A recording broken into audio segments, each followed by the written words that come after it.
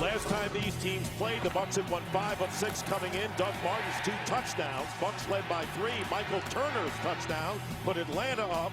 And then Connor Barth, late 56-yard field goal attempt missed. And the Falcons won 24-23, and that started their 5-game losing streak. And you can see both quarterbacks played outstanding in that game. Big play, the 80-yard touchdown pass to Julio Jones. And moments ago, Tony Gonzalez. Playoff bound, got to finish strong. They say this game means nothing. Yeah, right. Got to play strong, got to finish strong. Take it into the playoffs. That's how you win. Well, Tony Gonzalez is a very wise man. You know how much the playoffs mean to him. He wants to win a championship in the worst way. This Atlanta Falcons team feels that same motivation. This team's ready to play. I think they're going to play hard today. I think they'll play well. Jacquizz Rodgers in the end zone. The Falcons won the toss and they'll receive. And Michael Kanan played most of his career with the Falcons, kicking off, and it's returnable for Rodgers out on the 3. And Rodgers is tackled right about the 15-yard line by Dakota Watson. So Matt Ryan coming out and going to the Pro Bowl for the first time. And how about the last 2 weeks? My partner says near flawless. Yes, 7 touchdowns and no interceptions. He's been brilliant, and Matt Ryan has played well all year. 5 game-winning drives in the fourth quarter. Matty Ice, he's earned that nickname this year, to be sure. And the first down from the 15 for the Falcons. Only other team undefeated at home, Seattle, also 7-0. They play later. And the first play is a slant to Julio Jones, and Jones appears to have a first down with Leonard Johnson on the coverage.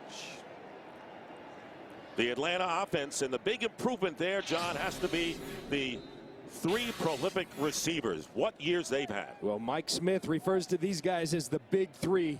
2 receivers over 1,000 yards, only team in the NFL, and Tony Gonzalez just 111 yards back.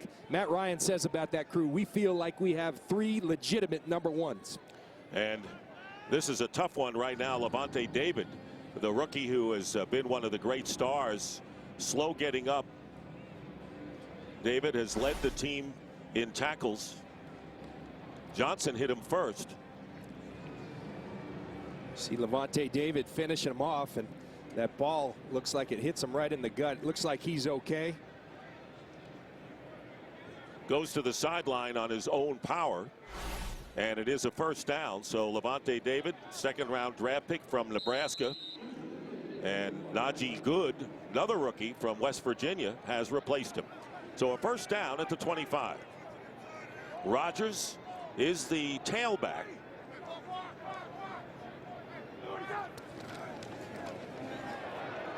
Fake a flip to Rodgers, and here is Matt Ryan. Doesn't see anyone downfield, gets a fake and picks up a little more than 5 yards on the play. The Tampa Bay defense, and what continues to amaze, John, is the amazing contrast between the Bucs defense against the run and the pass. Well, how can you be so good at one thing and so bad at the other? But they are number 1 in every category in rush defense, and historic in how bad their pass defense is. It starts up front with Gerald McCoy, a fine player. Lavonte David has been excellent in his rookie year, and Rondé Barber in his 16th year. Incredible.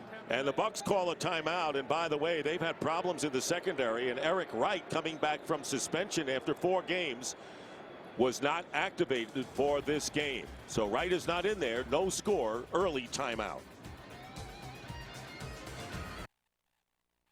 Today's game on Fox is sponsored by Southwest Airlines. Find our fares online only at southwest.com.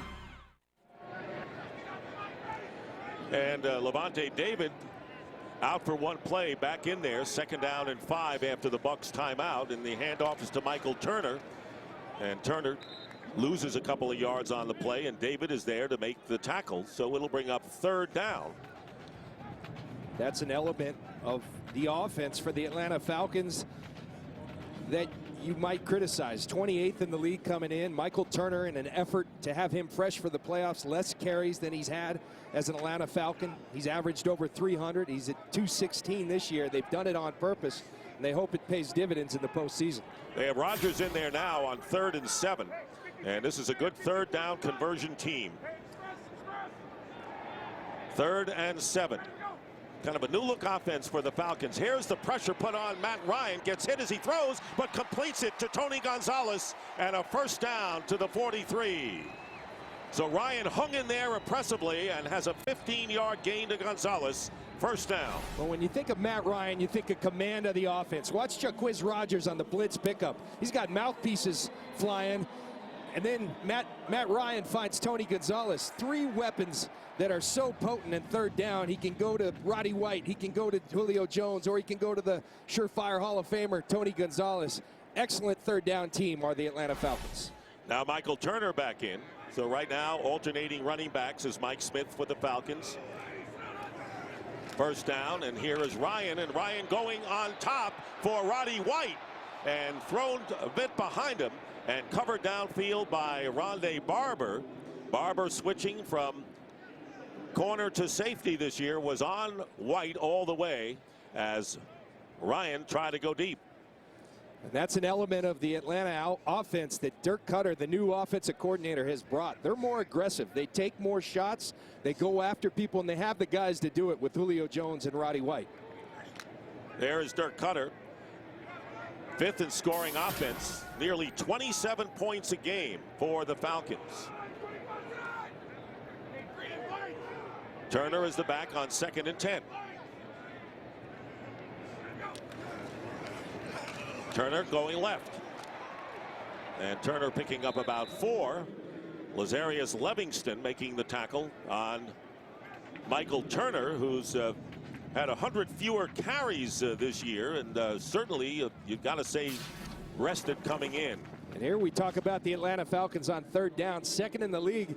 But you look at the distribution, you look at the options Matt Ryan has. Roddy White with 25 catches, Gonzalez with 24, and oh yeah, you've got Julio Jones. That's why they're so good. Then the quarterback's got to deliver it, and Matt Ryan does it as well as anyone. Harry Douglas is in motion wide to the right, to the bottom of your screen on 3rd and 6.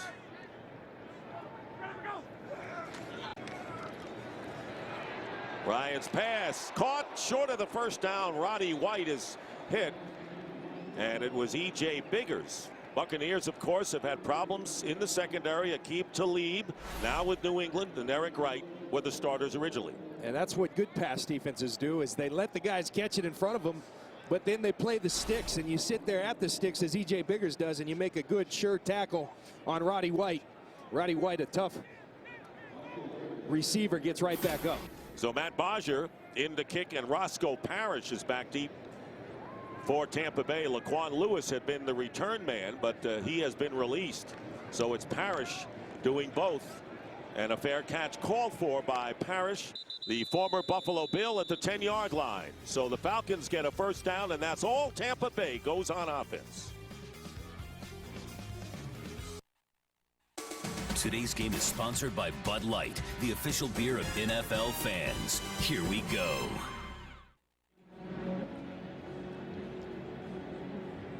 You see Greg Schiano, and Greg Schiano, one thing you learn about him, he coaches everybody, offense, defense, special teams. He's in it. He's encouraging his guys. He likes that first series. And at the end of this, he says all day, we'll see. That's their challenge. A lot of expectations to live up to with Greg Schiano in his first year. And here is Josh Freeman and the Falcons starting from the 10 with their first possession of the game. Play action to Martin, and Freeman's pass underneath to Williams, who was pushed out of bounds, picking up about 7. So Josh Freeman, he's had his moments this year, but certainly not the last 2 games, when he has just 1 touchdown and 8 interceptions. And here's the deal with Josh Freeman. I think he's got all the tools to be a franchise top-level quarterback. He's at his best when he lets it go. He tells us in these production meetings, I got to trust my training and let it go. It's one thing to say it, it's another thing to do it. He's got to do that on a consistent basis to become the quarterback he can be and needs to be. And not force things and relax. Easier said than done. 2nd down and 4.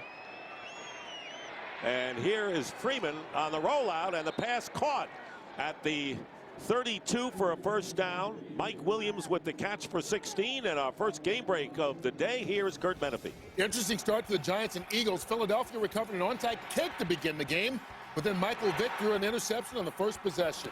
That set up the Giants' first touchdown. Eli Manning to Ruben Randle, 7-0 Giants with the win and a lot of help make the playoffs, but they're off to a good start. Dick and John. All right, Kurt. Giants losers of 3 of their last 4, including a 34-0 pasting of the Falcons here. First down at the 32, and the handoff is to Martin, and Martin pushes it out to the 35. Vance Walker makes the tackle. Well, the last 2 games for Freeman, I guess, John, reflects the inconsistency of the offense this season.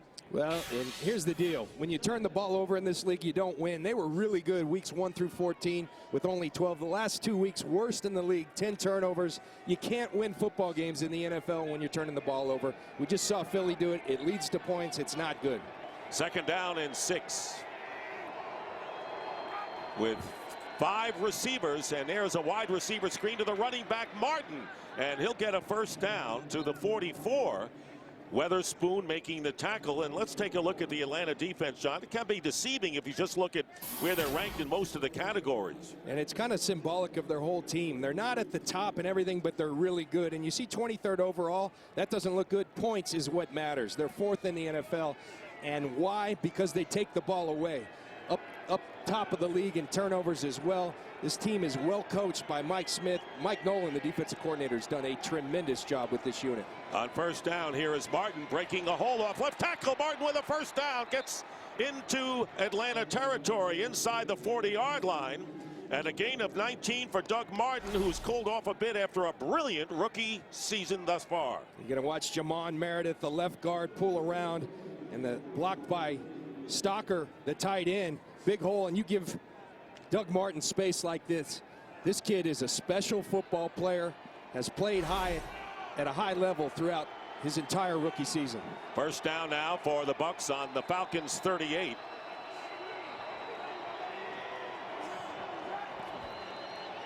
They'll run it again with Martin, and Loring blocking in front of him, and Martin went right into Dante Robinson, bounced off him and got an extra yard to the 35, where he picks up 3 tough yards, and Robinson shaken up for the Falcons. I think Dante Robinson, one of the most physical corners in the league, just knocked himself out. Came up on Doug Martin, but at the end of the play, you got to keep that head up, Dante. One of the most physical corners in the league, as I said. But keep that head up, or you're going to end up getting the worst of it. And he replaced Brent Grimes, who played 1 game before going on the injured list. And we'll take a break right now. No score. Today's game on Fox is sponsored by Ford. Go further. By Windows 8. And by McDonald's. I'm loving it. Dominic Franks has replaced Dante Robinson, and here is the pass out to Williams, and Williams gets to the 30-yard line, a couple of yards shy of the first down, but he does get 5. Dante Robinson has gone into the locker room to be checked, but you watch him here, and he learns what a lot of the league, as you see him stumble to the ground, has learned about Doug Martin. He looks 5'9", you think little guy? 220 pounds, chiseled. This guy's a tough guy. And now Asante Samuel is hurt, and he is slow getting up. And so here is Samuel, who has done so much at corner, coming over from the Philadelphia Eagles, and already 2 defensive backs have been hurt, both starting corners for Mike Smith. You're going to run out of corners. You see Dante come in, and he's had a shoulder injury throughout this year, has kind of played through it. And it looks like that right shoulder took the brunt of that hit on Mike Williams. So Robert McClain has replaced Samuel, and Frank's in for Dante Robinson. This is the worst case scenario early on for the Falcons, to have 2 corners hurt in the first quarter of the game. Meanwhile, the Bucs have a 3rd down and 2. That was Frank's Tampa Bay 3rd and 2. And here is Freeman, and the pass is batted down by John Abraham. So once again, the Buccaneers, who drove into Atlanta territory, will have to settle for a field goal try here, and Connor Barth will come on.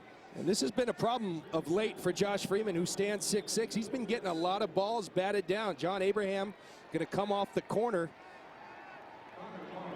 Unaccounted for. Josh Freeman's got to throw off him, a little tick late with the throw, and Abraham deflects it. 48-yard try for Barth, who has missed 5 this year. Trying to put the Buccaneers in front. And this kick is good. Just makes it over the crossbar. And the Tampa Bay Buccaneers take a 3-0 lead. Abraham right in the face of Freeman, bats it down. Tampa Bay and Greg Schiano draw in front. So, John, Mike Smith has already lost 2 corners, and everyone says, well, you got to rest your players so they don't get hurt before the playoffs. Well, I would tell you, just look at the last couple of years. A 4 seed and a 6 seed has won it, and I think a large part of that is the 1 seeds, 2 seeds sit at home for that bye week, which is a good thing, but you lose your rhythm, you lose your momentum, what got you there. Instead, you got to play, and if you get injured, you get injured. You don't want that to happen, but you got to play. Rodgers from the 3. And Rodgers with a good return brings it out just shy of the 30-yard line. Lorg makes the tackle. 25-yard return. Matt Ryan takes center stage again. Falcons start the series on the 28, trailing 3-0.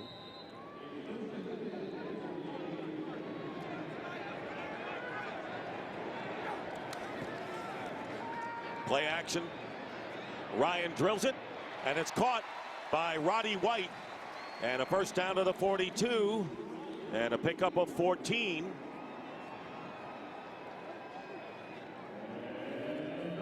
Well, neither one of these quarterbacks shy about pushing the ball downfield thus far. Not at all. Not at all. And I think, you know, you mentioned Dirk Cutter again. I think that's another element that they've brought with Matt Ryan is the ability to push the ball downfield. He works so adeptly in the pocket, gets it to those big-time receivers. First down. Here is Rodgers. Rodgers, he's got the speed into Buccaneer territory, and another first down to the 42 of Tampa Bay. Game break time. Kurt Menefee.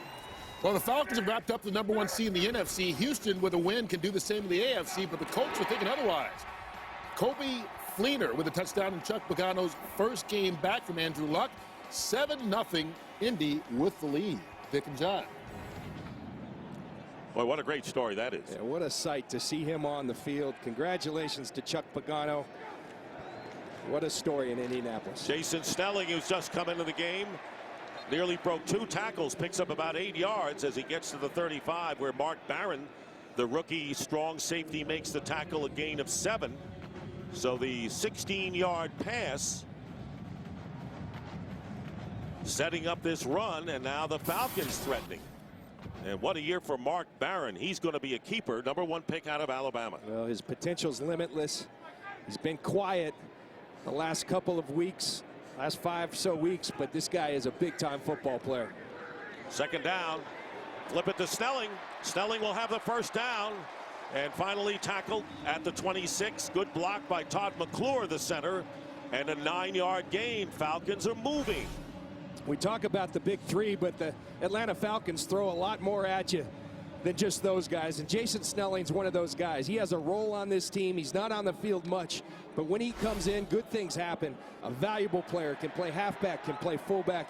Good football player. And Jacquizz Rodgers replaces Snelling, so the Falcons using all of their running backs.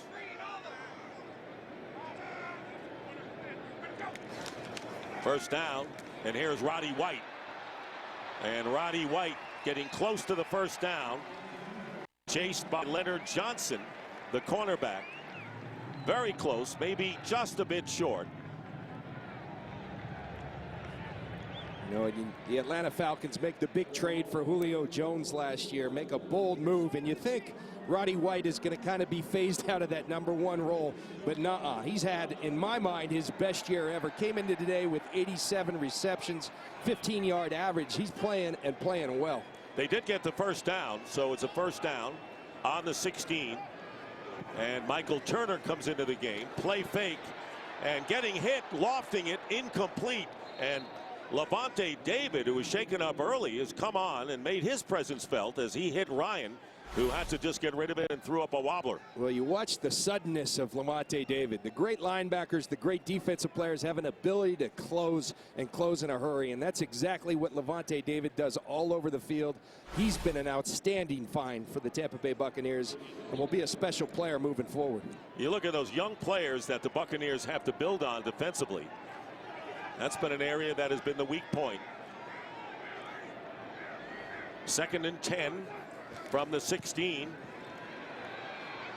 A fake, pressure, and Ryan just trying to get rid of it for an incompleted pass, and apparently was able to do so. And Carl Cheffers, and a flag goes down, and the look for intentional grounding by Greg Schiano and the Buccaneers. And the key is the ball's got to get back to the line of scrimmage and past the line of scrimmage, and I think Ryan. Number 2, offense.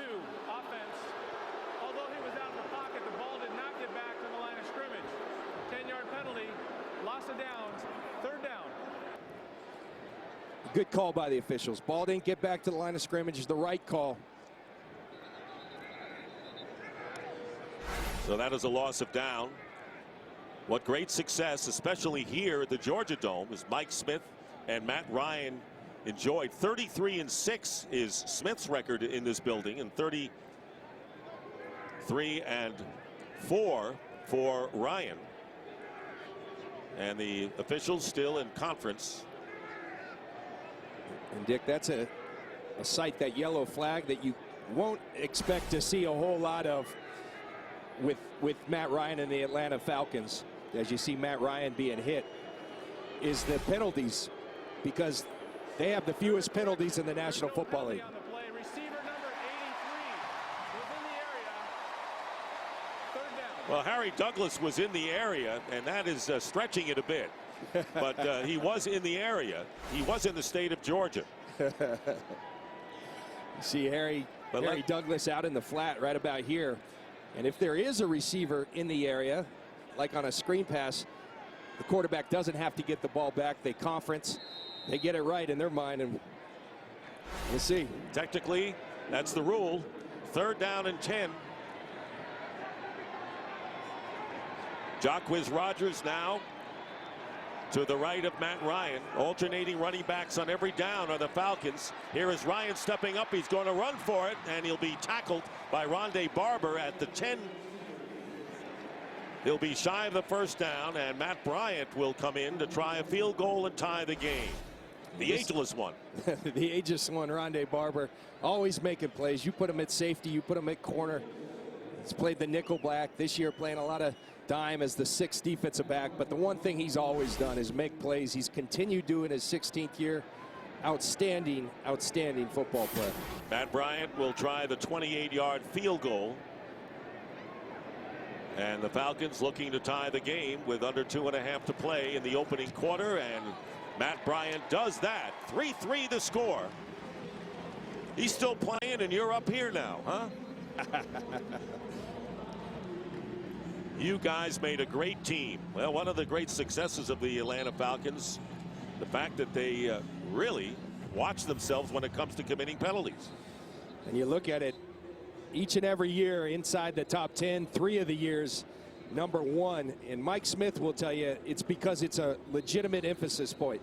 On Wednesdays, every Wednesday, the first thing they get is get together as a team. They go through every penalty. It's an emphasis point. They study and track officials. Carl Cheffers today, they know the tendencies of his crew. They emphasize it. As a result, it gets done. They're always at the top of the league in fewest penalties. Well, for an update on the Falcons' injuries to their cornerbacks, let's bring in Jennifer Hale. Well, Dick, it is good news for Asante Samuel. Falcons trainers say it's just a bump on the arm, and we will see him back in the game here very shortly as the Falcons D takes the field. As far as Dunta Robinson, we'll have to wait and see. The trainers feel like he needed further evaluation for possible head and neck injuries. Dick, when he headed into the locker room, Robinson kept pointing to the back of his neck. That seems to be the source of pain right now. All right, Jen, thanks for the update. So Roscoe Parrish is back deep, and Matt Bodger will kick off for the Falcons. All tied 3-3. Final minutes of the first quarter, and Parrish returning and gets clobbered shy of the 20-yard line and still feeling it. Charles Mitchell, the rookie from Mississippi State. Watch Charles Mitchell come in and explode on Roscoe Parrish. Textbook tackle. Special teams, these guys earn their money. A physical game out there. 3-3 the score, and then Tampa Bay Buccaneers trying to finish at 7-9 on the year. They have lost 8 in a row in December. That's the longest active streak in the league. And Asante Samuel back in action, as Jennifer Hale indicated. He's at cornerback, first down at the 18. Play action for Josh Freeman. Freeman got time and looking deep, and this pass up for grabs, and it was intended for Jackson, and Asante Samuel covering there. Incomplete, second down and 10. And that's one thing Greg Schiano said from the start. We're going to throw the ball, and when we do, we're going to get our money's worth. We're going to throw it downfield. That ball came out of Josh Freeman's hand not well. Vincent Jackson does a great job of going up and making sure that's not an interception. Darn near catches it.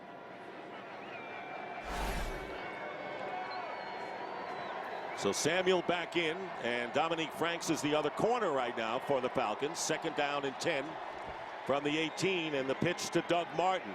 Martin, and getting him from behind, Akeem Dent. Game break time once again. Kurt Menefee. Well, it may be too little too late, but the Giants are looking like defending Super Bowl champs today against the Eagles. Eli Manning's third touchdown pass in the first quarter, hooking up with David Wilson, 15 yards on the score, is 21-0. We've said it before, we've said it many times. Giants need a win and a lot of help. Dick? Yeah, they need 3 teams to lose. One of them would be the Bears, but they're winning in their game. 3rd and 8, DJ Ware, the third down back in there for Tampa Bay. 3rd and 8 from the 20. Here's Freeman, and Freeman's pass is caught, and it's Tyquan Underwood, and a first down, and he was free, found the seam, and a first down to the 37. And you give the credit in these 3rd and longs. If you can protect a quarterback like Josh Freeman, he can make some things. That's a perfect pocket. You see the shape of that all day long for Josh Freeman to throw. He steps up, finds his target, and delivers an accurate throw. Nice execution by the Buccaneers offense. And good protection, too, for Freeman. Underwood with a 17-yard grab and a first down to the 37.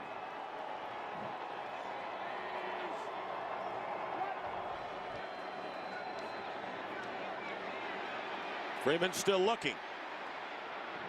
And it's tipped. Akeem Dent got a hand on it. It's really interesting. You talk to Greg Schiano about Josh Freeman and his inconsistent. For a month in October, he was the best thing going in this league, the hottest offense. And he talks about Josh chasing the game instead of just letting the game come to him. And really a model for that is Matt Ryan. Matt Ryan's a guy who lets the game come to him, plays aggressively, attacks the field. They just talk about Josh, do your job and the plays will happen. You see in the losses, 10 more interceptions than in the victories. Second down and 10. Under a minute remaining in the first quarter. 2nd and 10, and here is Martin. And Martin picks up a couple of yards.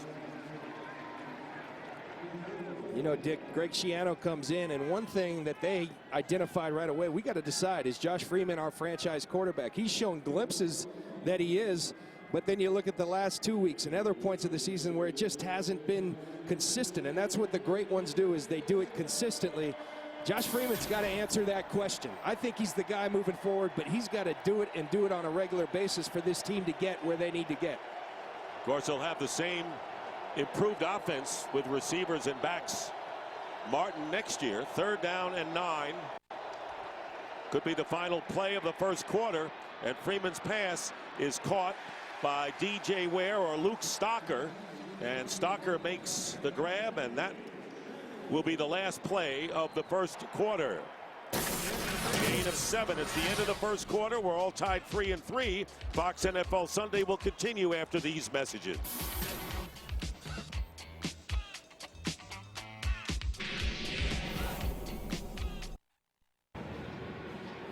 Start the second quarter here at the Georgia Dome in Atlanta. Dick Stockton along with John Lynch and Jennifer Hale tied at 3-3. Bucks came up short, so it'll be 4th and 1, and Michael Kanan will be kicking. Harry Douglas back to return a punt for only the 2nd time this season.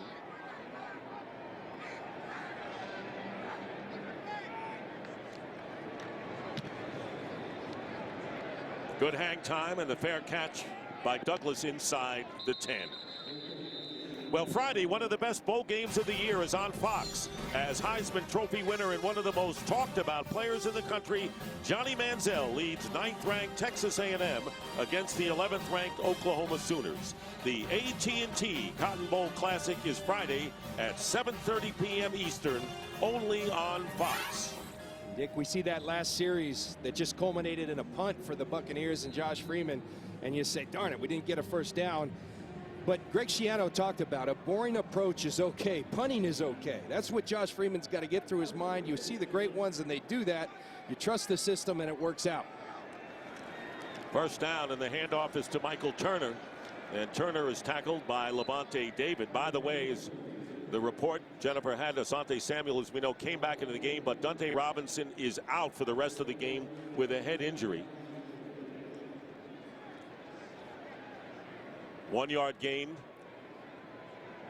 and it'll be 2nd down and 9. 3 wide receivers, and Julio Jones lines up wide left. Ryan looking right all the way, completes it underneath, but hit immediately is Roddy White by Leonard Johnson, and limits the Falcons to a gain of 3. Good tight coverage by Leonard Johnson there on Roddy White, and you think, all right, why is this pass defense so bad? I can tell you this, pass defense starts up front, and you're looking at the Buccaneers defense that only has 25 sacks coming in today, 30th in the NFL. That's got to get better. And then this defense is very demanding on the corners. They put them in a lot of one-on-one situations. Aqib Talib's not here. Eric Wright, those were your starting corners. You're playing with backup guys in an extremely demanding system on corners. So the deck was stacked against them for the Falcons. 3rd down and 6. And here is Ryan going underneath and completes to Jacquizz Rodgers. And he is, let's see where they spotted. Looked like he was well short of the first down. Not sure where the official coming in is Levante David with help from Anthony Gator. Brings down Rodgers. He is short of the first down. And so Matt Bodger will come in and kick it away again in this 3-3 game early in the second. And both teams taking that boring approach of just checking it down, not going to make a mistake, and it's just going to be a test of wills. And then who's going to make the first big play? Explosive plays is what's going to win this game. Takeaways as well. Bodger will be kicking from inside his 10, and Roscoe Parrish looking for the return and good field position. Buccaneers coming in to try to block this one. Here is Parrish. Good kick, though, on the 26. And Parrish will step out of bounds beyond the 35-yard line. It's been a defensive struggle. Both teams making timely defensive plays. Pair of field goals, 3-3. We'll be right back. Today's game is sponsored by DirecTV. If you call yourself a sports fan, you gotta get DirecTV. By the 2013 Chevrolet Silverado, working hard on and off the field. And by T-Mobile, nationwide 4G coverage from coast to coast. Well, the varsity established in the 1920s, still going strong here in Atlanta. Falcons have been going strong all year to a 13-2 tune. First down, Bucks on their 36. Here's Doug Martin, and Falcons were ready for him. He'll lose about 3, and it was Stephen Nicholas who's having an outstanding year. First one in. And you talk to Mike Nolan, the defensive coordinator for the Atlanta Falcons. They bottled Doug Martin, who was hot at the time, up in their first matchup, kept him to 50 yards. And he said, with us, John, we're not the sturdiest and the biggest team. We got to rely on team defense. That's what he wanted to see from his guys today. He wanted them to play together and test their maturity. In a game that doesn't mean anything, can you make it mean something? Second down and 12.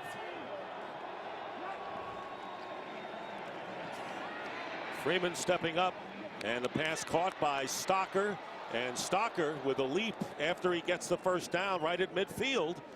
So Luke Stocker with his second catch and a 17-yard pickup. Here's Luke Stocker, and you see him at the end of the play. Dominique Franks, corners tend to go low on these big tight ends. Well, Luke Stocker says, you go low, I'm going high. Good athleticism by Stocker, who's been playing better of late, been more involved in the offense. They expected that in his first year. It didn't show up. It's starting to show up. Comes at different times for different players. Backs up Dallas Clark. So on first down, play action. Pressure in, and wide open is Luke Stocker again. And Stocker getting into Falcon territory. He was at the 49, but now inside the 25. Akeem Dent putting pressure on Freeman, who handled it beautiful on the comeback pass. And beautiful play action. That attracts. People are going to be attracted to Doug Martin, as successful as he's been. Luke Stocker kind of hangs out, comes across the line of scrimmage, and then sneaks out. Great execution by Mike Sullivan, the offensive coordinator. Great design by the Tampa Bay offense. And a 26-yard gain, and the Buccaneers have a first down on the 23 of the Falcons. And here is a play action, and Lorig, the fullback, is open, and Lorig appears to have another first down for Tampa Bay. You like the rhythm, you like the misdirection of this Tampa Bay offense right now. They're an offense that at times this year has almost gotten predictable. It's going to be the run, and then we're going to chuck it downfield. But here's some different things. Get the ball out of Freeman's hands. Put your quarterback in a rhythm by shorter, quicker throws. Move the pocket. It's starting out well for the Buccaneer offense here today. 12-yard gain and a first down at the 11. So the Bucs can get a first down without getting a touchdown.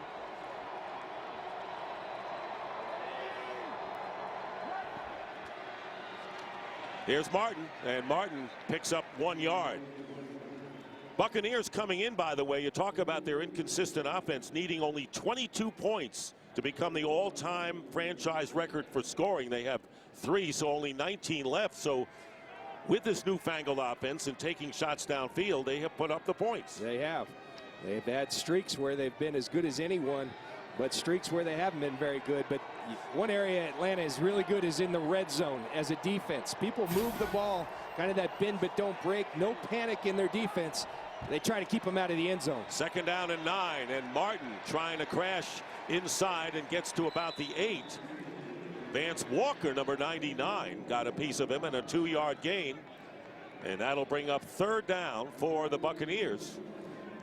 One thing I know from studying football, being in this league for a long time, the characteristics of top defenses, Super Bowl, championship defenses, it's not always the yards. Mike Smith calls them empty calories, but you keep people out of the end zone, you do well. Fourth in scoring are the Atlanta Falcons, so forget about the yards. Look at the points, and that's what tells you what a defense you have.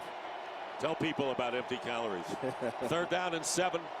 They've got to get to the 1-yard line. And here is Freeman. Freeman in trouble, spins around, throws to Williams. Did he have both feet in? Touchdown is the call. And the officials waiting to see. He saw the 2 feet in, wanted to see if Williams still had control, and an 8-yard touchdown pass to Mike Williams gives the Bucs the lead. Watch Josh Freeman. This is what can make him special at times. The ability to extend the play, keep his eyes downfield, and then fire a strike to Mike Williams. And you look at the Atlanta defense, Asante Samuel, you just hard to cover a guy like Mike Williams for that extended period of time. Josh Freeman, that's big-time quarterbacking right there.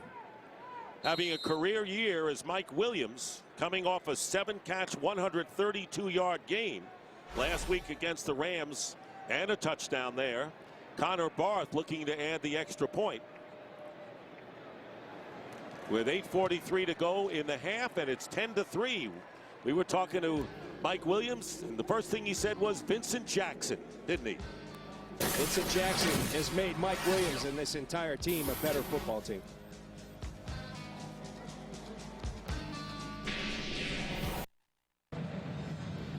There's the Buccaneers scoring drive, and Luke Stocker, the backup tight end, 2 catches for 43 yards. Mike Williams with the touchdown reception. And the Bucs take a 10-3 lead for Williams' 9th touchdown catch of the year. Michael Kanan will be kicking. Jacquizz Rodgers, who has run out 2 thus far. This time it'll be the touchback, and the Falcons will get it out at the 20. Well, the whole idea for the Falcons, the playoffs, they haven't won in 3 tries. Cardinals won in the rookie year for Ryan and Smith. And then in 2010, Green Bay here beat them 48-21. And then last year, a wild card game, ugly loss to the Giants 27-2. Lost the last 2 playoff games to eventual Super Bowl champs, but they got to get the monkey off their back this year. They do, but they're undeterred in doing it. They went out, they made some changes at the coordinator position that I think will help them.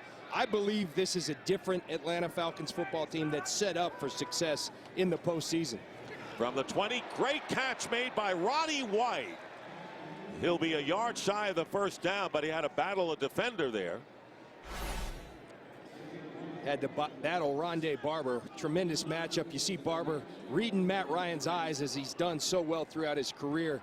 But that connection right there, Ryan to White. Ryan, as you see him hand to Jacquizz Rodgers.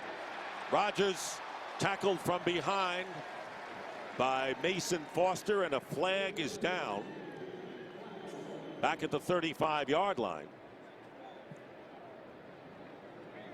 This is the first penalty of the game. Illegal block in the back, number 11. 10-yard penalty. Repeat 2nd down. So nullify the 12-yard gain by Rodgers, and Julio Jones, illegal block in the back. And here's Julio Jones working on E.J. Biggers. And he's going to go inside. Oh, I don't know about that. And neither does the crowd. Yeah. So I think on Wednesday morning when they go over that penalty report, Mike Smith might give Julio a pass on that one. and he will go over that report, as you mentioned. Great restraint by the Falcons in not committing penalties this year. They don't beat themselves. They make other people beat them. 2nd down and 5 from the 25. Ryan with the deep drop and the deep pass. Jones knocked away, and a terrific play by Ahmad Black. And for a game break, let's check it again with Kurt Menefee. Well, Michael Vick's first start since week 10 due to those concussions, and this is his first touchdown pass since then. 7-yarder to Jeremy Maclin makes it a closer game, 21-7, Giants with the lead, but New York knocking on the door inside the 10-yard line, trying to get more in a must-win game for them. Dick and John. All right, Kurt, thank you very much. And Ahmad Black, who made the defensive play on Jones, shaken up. You see Matt Ryan throw one up there, and he'll do that because he has confidence in his guys that it's going to be them or no one else. And Ahmad Black comes down funny on that right knee, right ankle. And still tending to him as we take a timeout with the Bucs up by 7.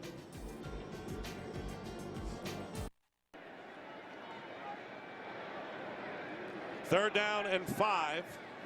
Tandy is in for Black. And the pass caught for the first down to Harry Douglas. 10-yard gain.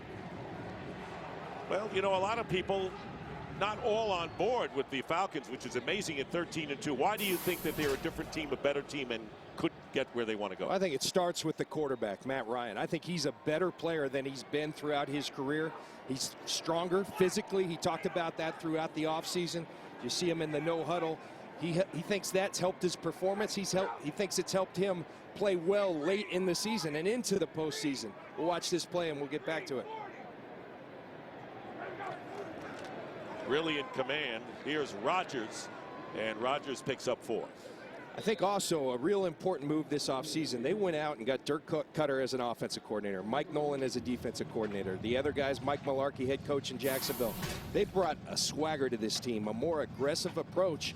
and some new things. I think you look at this offense, and I call it the best of Matt Ryan. They took what he liked most. He brought some new concepts. It was familiar, so they were able to pick up where they left off, but do what they do best. And I think this Falcons team is poised. We talked about the defense. The ball gets moved on them. They don't let them in the end zone. 2nd and 8, and nearly picked off by Levante David. So for a guy who was shaken up early on, David has had an outstanding first half defensively for Tampa Bay. Rodgers, the intended receiver here. Again, when you're in zone defense, which the Buccaneers are doing a little bit more of today, you get back and you read quarterback's eyes, and they're doing it well today. Levante David is particularly. Snelling is in it back. You're so right about Ryan, because before it was the long drives. That was the theory for the Falcons. Don't make mistakes. And a lot of times penalties and turnovers upset you. You got to be explosive to win in this league, and that's what they've become. 3rd down and 8. And this pass for Douglas, thrown behind him. And Anthony Gator was defending. Crowd yelling for contact downfield. Gator on Douglas, no flag. Good tight coverage by Anthony Gator. He gets a shirt full, but he does it inside the framework of his body, and the referees don't tend to call those. Good no call by the officials. Tampa doing a great job on 3rd down against one of the better 3rd down offenses in football. So Matt Bodger will punt, and Roscoe Parrish back deep for the Falcons.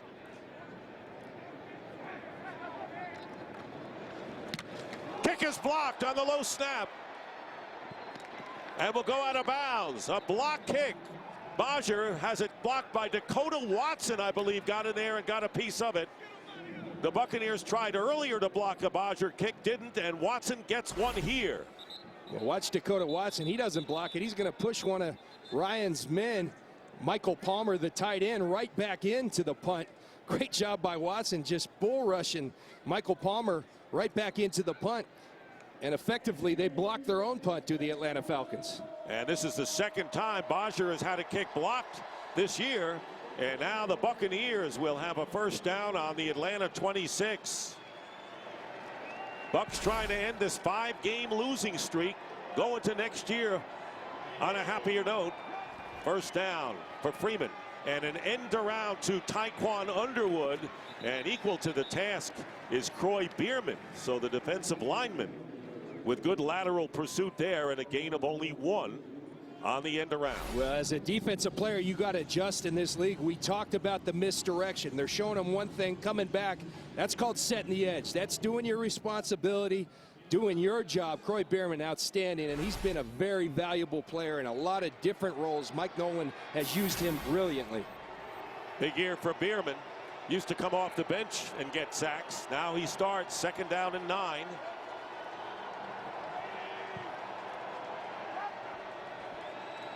From the 25, and a good catch short of the 1st down to Mike Williams by 2 yards, and coverage by Dominique Franks, who replaced the injured Dante Robinson, who suffered a head injury, out for the rest of the game early on. Asante Samuel was also injured, but he came back at cornerback. 7-yard pickup here. Dick, you talked about the outstanding year Mike Williams had. Who was he just going against? The number 2 cornerback. The number 1's on Vincent Jackson. Last year, he'd be being covered by Asante Samuel. Right now, that's Vincent Jackson. Thus, Mike Williams' numbers explode. Big 3rd down play. And it's Doug Martin, and he'll get the 1st down, and nearly dragged Sean Weatherspoon for more yards. Gets to the 10 after an 8-yard pickup from Martin. And when you watch this kid, Doug Martin, you just see a burst that is uncanny. You watch him right there. He sees the hole, and he is through it before the Falcons can react. And outstanding, not just a good football player, an outstanding football player, a complete player the Buccaneers found in Doug Martin.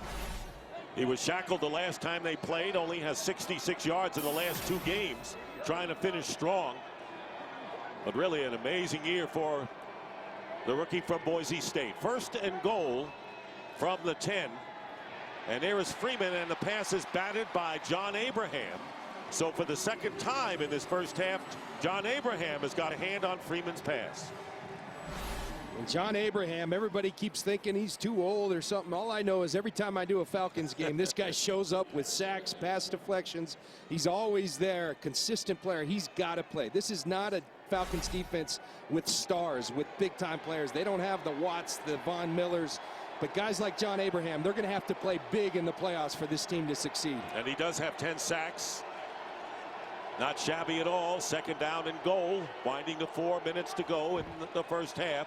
And the pitch is to Martin. And Martin's going to be tackled and a flag is down.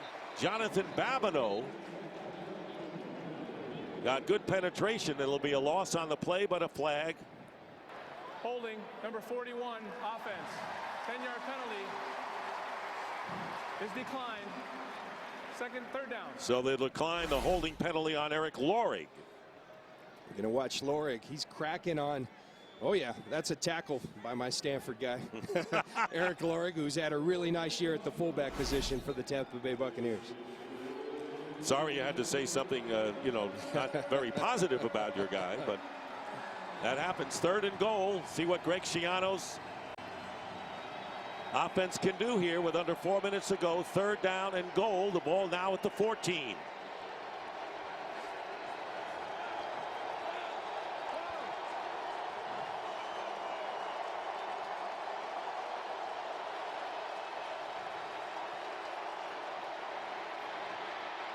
Freeman going underneath to Underwood, and Underwood gets stopped at the 3-yard line.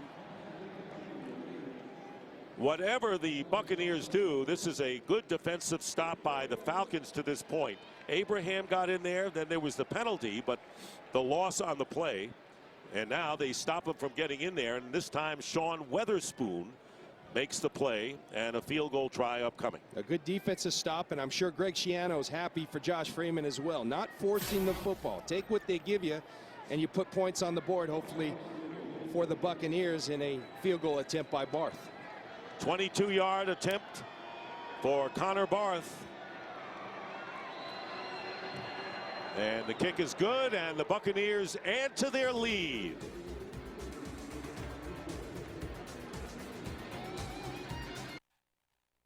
Today's game is sponsored by the 2013 Chevrolet Silverado, working hard on and off the field. Buccaneers lead the Falcons 13-3. Rodgers looking to return the kickoff from Michael Kanan. Falcons have been sloppy, Dick. You know, offense, defense, special teams. You've seen the block punt. Offensively not sharp on 3rd down. It's been a sloppy game thus far for the Atlanta Falcons. Rodgers. And Rodgers tackled at the 17-yard line. One of the things for the Falcons this year has been the fact that they have hung in there and have finished games. These are the close wins, all at home. 6 against the Broncos. They beat Carolina by a pair, Oakland by 3, Dallas by 6, and the Arizona Cardinals by 4. And sometimes you say, well, I mean, you know, they're losing or winning against teams they should win by bigger margins. But the fact is they may not play their best and still win. That's a good mark of a team. Absolutely. And Mike Smith, the head coach, believes that's what's going to help them in the playoffs. They're battle tested. They've been in tight games. They trust in their quarterback to come through. Julio Jones on a wide receiver screen, still going down the sideline. And we talked about the great threat Julio Jones is, gets 28. And this is a real simple play, but it's something Dirk Cutter has brought to this offense and has been at the center of a lot of big plays. When you have athletes like a Julio Jones, like a Jacquizz Rodgers, Roddy White, get them the ball and let them make plays in space. Matt Ryan calls those plays an extension of their run game. Longest play from scrimmage in the game for Atlanta. And there is Gonzalez, who finds himself into Buccaneer territory, still about 3 or 4 yards short of the 1st down. Mason Foster finally brings him down. You talked about the Falcons being a little sloppy here, and of course you say how much drive. You don't want to win, but you already have the home field locked up. And that's the challenge, is do you have that maturity? The great ones, Tony Gonzalez, we heard him in the pregame. People say it doesn't mean anything. It always means something. Whenever you get a chance to compete, you go practice competing and you practice winning. Well, Mike Nolan said that if you're capable of losing a game like this, you're capable of losing twice. Think about it. 2-minute warning.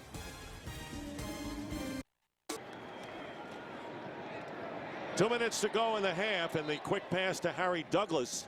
Short of the first down. E.J. Biggers making the tackle. So it'll be 3rd down and short coming up for the Falcons on the 46 of Tampa Bay. Here's where the Buccaneers have been good today against Matt Ryan. And 3rd and 1, though, has been an area of concern for the Atlanta Falcons. You think with Michael Turner, they just bang ahead for the yard, but they've been very multiple in what they do on 3rd down. You see them here in the shotgun spread out. An area they need to be better at to succeed in the postseason. 3rd worst when they're 3rd and 1. Hard to believe for a team that's 13 and 2. Here is Ryan. 3rd and 1. Under pressure, and the pass incomplete. So there we go. Another 3rd and 1 goes by the boards for the Atlanta Falcons, and they'll have to kick.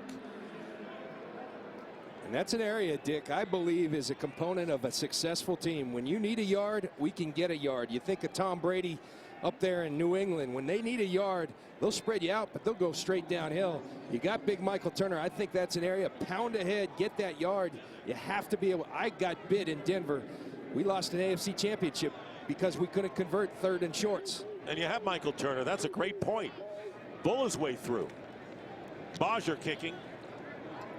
Here's Parrish, and a fair catch at the 9. Well, coming up shortly, it'll be the Visa halftime report. To give you the menu of what to follow, here is Kurt Menefee. Coming up on the Visa halftime show, we'll get you all caught up on the action and how it affects the playoff picture. Are the teams that need to win winning? Will the teams that need help get that help? We'll try and put the playoff picture into focus on the Visa halftime. Jack of all trades. Kurt Menefee, cameraman, host, you name it. Well, the Giants are winning 28-7, and the Bears have a 17-3 lead over the Lions. Bears need to win today and then hope the Packers beat the Vikings later to get into the playoffs. Starting from the 9 is Josh Freeman and the Buccaneers. Fakes a handoff to Martin and flips it behind. That was not pretty, to Dallas Clark. Incomplete, 2nd down. Take a look at the NFC playoff picture right now. And of course, the big game, Washington and Dallas. The winner takes the NFC Eastern title. How about the Minnesota Vikings? Now they win, or the Bears lose, they're in. And then of course Dallas has to beat Washington, and the Giants long shot. 2 words for the Minnesota Vikings. Adrian Peterson, what a tremendous season, comeback season, whatever you say. He's been simply phenomenal this season. 2nd and 10 with 1:35 to go, and here is Martin straight ahead, nowhere. Jonathan Babineau greets him. Buccaneers have 2 timeouts left and maybe 2 yards. And when you think about the comeback player of the year in the NFL, here we are at the end of the season. And you look at these 2 guys, Dick, Peyton Manning, Adrian Peterson. To me, one gets the MVP, one gets the comeback player of the year. My MVP is the guy on the left there, Peyton Manning. Adrian Peterson, hard to argue for his case for MVP, but instead he gets the consolation prize, comeback player of the year. They both have been tremendous this season. Yeah, I would agree with you on that. I mean, that's pretty logical right there, especially when you consider amazing coming back from the torn ACL a year ago, but he started way before that. It was in prime shape. Unbelievable, simply unbelievable. And Leslie Frazier, what a job he's done there in Minnesota. Timeout was called by Atlanta. They hope to get the ball back. It'll be 3rd down and 8, and they have time, and so looking for the stop. Good field position and maybe a score before intermission. And there is the pass tipped, and once again it was tipped, this time by Thomas Deku, the safety. So the Falcons will have 1:21 to get the ball back in 2 timeouts. Here comes Deku on the pressure, and Josh Freeman, I'll say it again, he's 6'6", but part of the challenge of playing quarterback in this league is you got to find those windows to throw the football. We see Russell Wilson, who stands 5'11", not get balls tipped. It's happened too much to Josh Freeman of late, something he's going to have to figure out today and throughout the offseason. Abraham got his hand on 2, and now Deku. So Kanan Backpedaling is Harry Douglas. Douglas with a great fake and gets to the 43. And good field position coming up now for the Falcons. Want to remind you that coming up, game 2 of our Fox doubleheader on this ultimate week. America's game of the week, the Packers and the Vikings. So you talked about Adrian Peterson. He'll be playing at home against the Packers. And you know the Bears very interested in that one. They're leading now 20-3 with less than 2 minutes to go in the first half. This is an area right here. You talk situational football, the end of the half, last 2 minutes of the half. It's an area the Falcons stress every week, and it's something they're very good at. Always have been under Matt Ryan and Mike Smith. We'll see if they can get points going into the half right here. They only needed one timeout to get the ball back, and a first down, and under pressure, pass caught by Douglas, and Douglas hit immediately at the 46 by Daquan Bowers.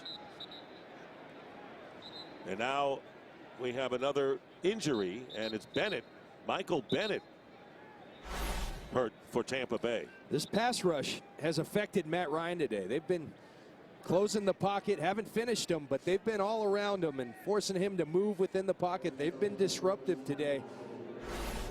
The next move the Buccaneers got to make is they've got to learn to finish quarterbacks. You can affect them, but it's great when you can sack them, and that's something they need to be better at. They've been deficient at that for years, and when they were great, that's what they did. They finished quarterbacks. Want to remind you the Visa halftime report coming up to bring you up to date on the scores, highlights, and the playoff implications. And you talked about the reason, you know, why you want to play and win. And Mike Smith had a very interesting point. The Falcons 13-2, but both of their losses are to division teams. They were beaten by the Saints and by the Panthers. And, you know, it would be a little sour taste going in a couple of weeks to play, knowing that 3 losses to NFC South foes. Absolutely. Division games mean something. And the other thing that was startling was being around the Buccaneers. They respect the Falcons, but they think they're right there with them.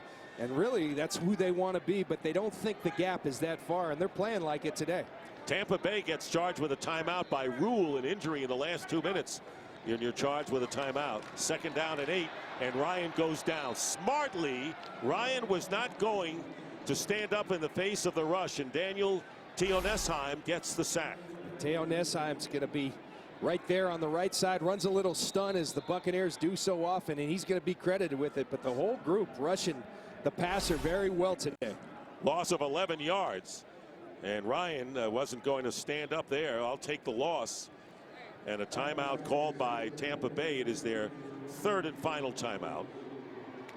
So Greg Schiano, we saw him earlier, as John pointed out, coaches everybody over talking to the defensive group after the first series.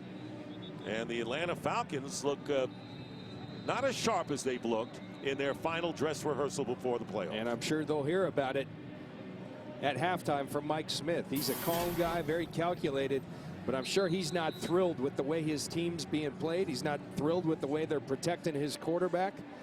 Not a good half for the Atlanta Falcons. Told us he was going to play his regulars. He says, I reserve the right to go to my bench at any point. Pass caught by Jason Snelling out of the backfield, and Snelling gets to the 48 of Tampa Bay with the clock running, 27 seconds remaining. And the Falcons not interested in stopping the clock.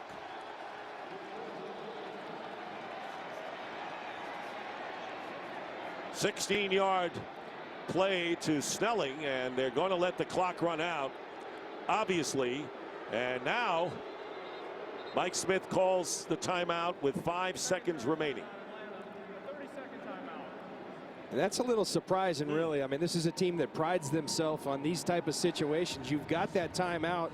Given an opportunity, you got trust in your quarterback. He's earned that right to throw the football down there, use the timeout. You've got a kicker with a big leg who can go 55 yards, and Matt Bryant. And you wonder why they waited so long when they had 2 timeouts left. Still have another timeout remaining. It is 4th down and 3. Try the old Hail Mary, throw it up, give him a shot in the end zone. Vincent Jackson back on defense for the Tampa Bay Buccaneers. Three ball hawks back there inside the 5. There's Ryan, and Ryan gets hit and decked by Levante David, who came in unresisted, and a sack by David. Big loss, and that'll do it for the first half. It's 13-3 Tampa Bay. Here's Kurt Menefee in Los Angeles. Visa halftime starts now.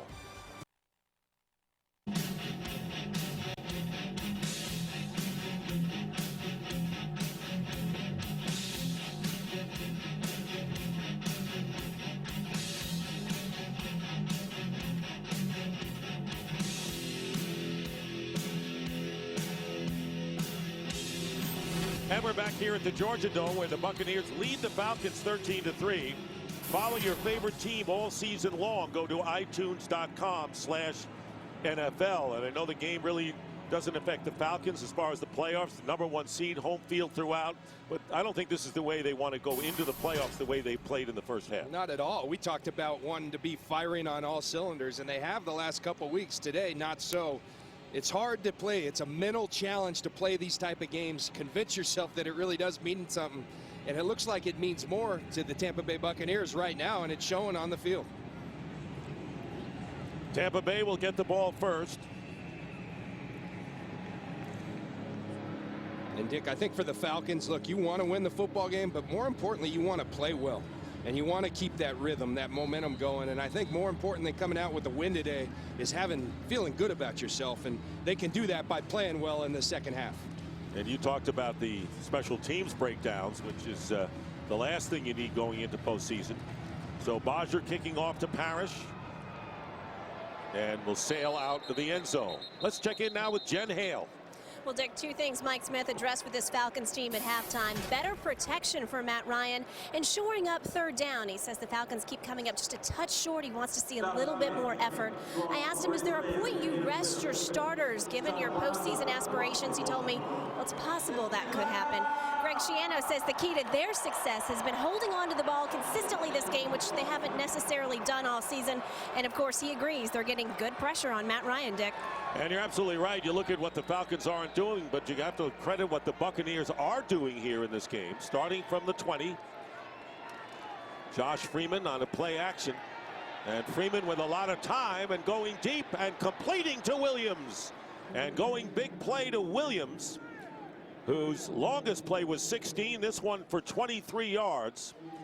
And a first down. Now, Dick, you tell me, when I look at this, I see a franchise big-time quarterback. Sells the play action hard, stands in a nice pocket, and delivers a big throw down the field. This shows the arm strength of Josh Freeman, scans the field. That's everything you want in a quarterback. I give a lot of credit today to Mike Sullivan. Misdirection, play action, moving the pocket.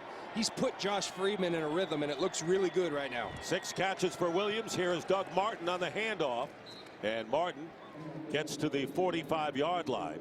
Freeman now 13 of 19 for 161 and 1 touchdown as we look at the offensive leaders for the Buccaneers. And this is a big improvement for Freeman from his 1 TD, 8 interception performance the last 2 weeks. Martin hasn't broken it. And Luke Stocker with a career high for yardage. But we said it in the open. As Josh Freeman goes, so go the Buccaneers. He's playing well, and they're playing well. And the handoff is to Doug Martin. And Martin gets to the 46-yard line.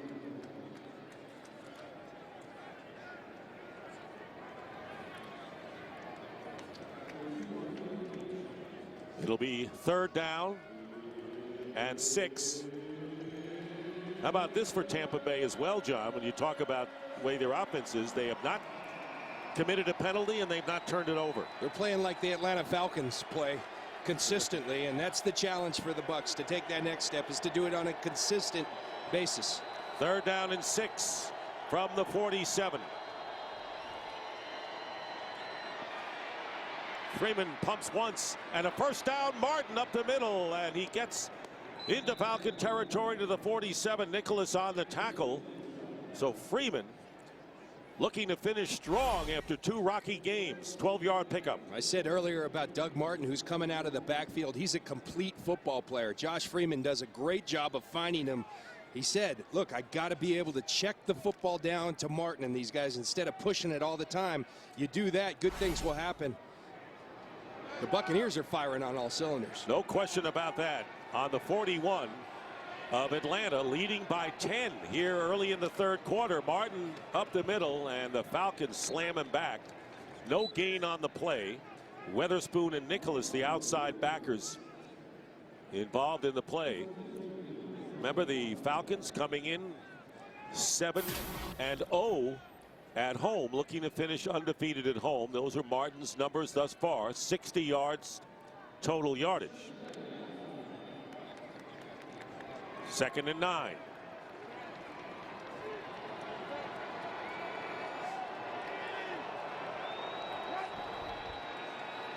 They fake the handoff to Martin, and in rhythm the pass dropped by Tyquan Underwood. Underwood would have had the first down inside the 30 and maybe more. Drop the pass, so it'll be 3rd down and 9. And these are the kind of plays, 5-6 plays a game, just can help decide a game. Ball in your chest, you got to catch it. He's more worried about is he going to get hit or not. Look the football in. Great throw by Josh Freeman. Underwood's got to catch that football. Sean Witherspoon trying to put some juice into this Falcons defense.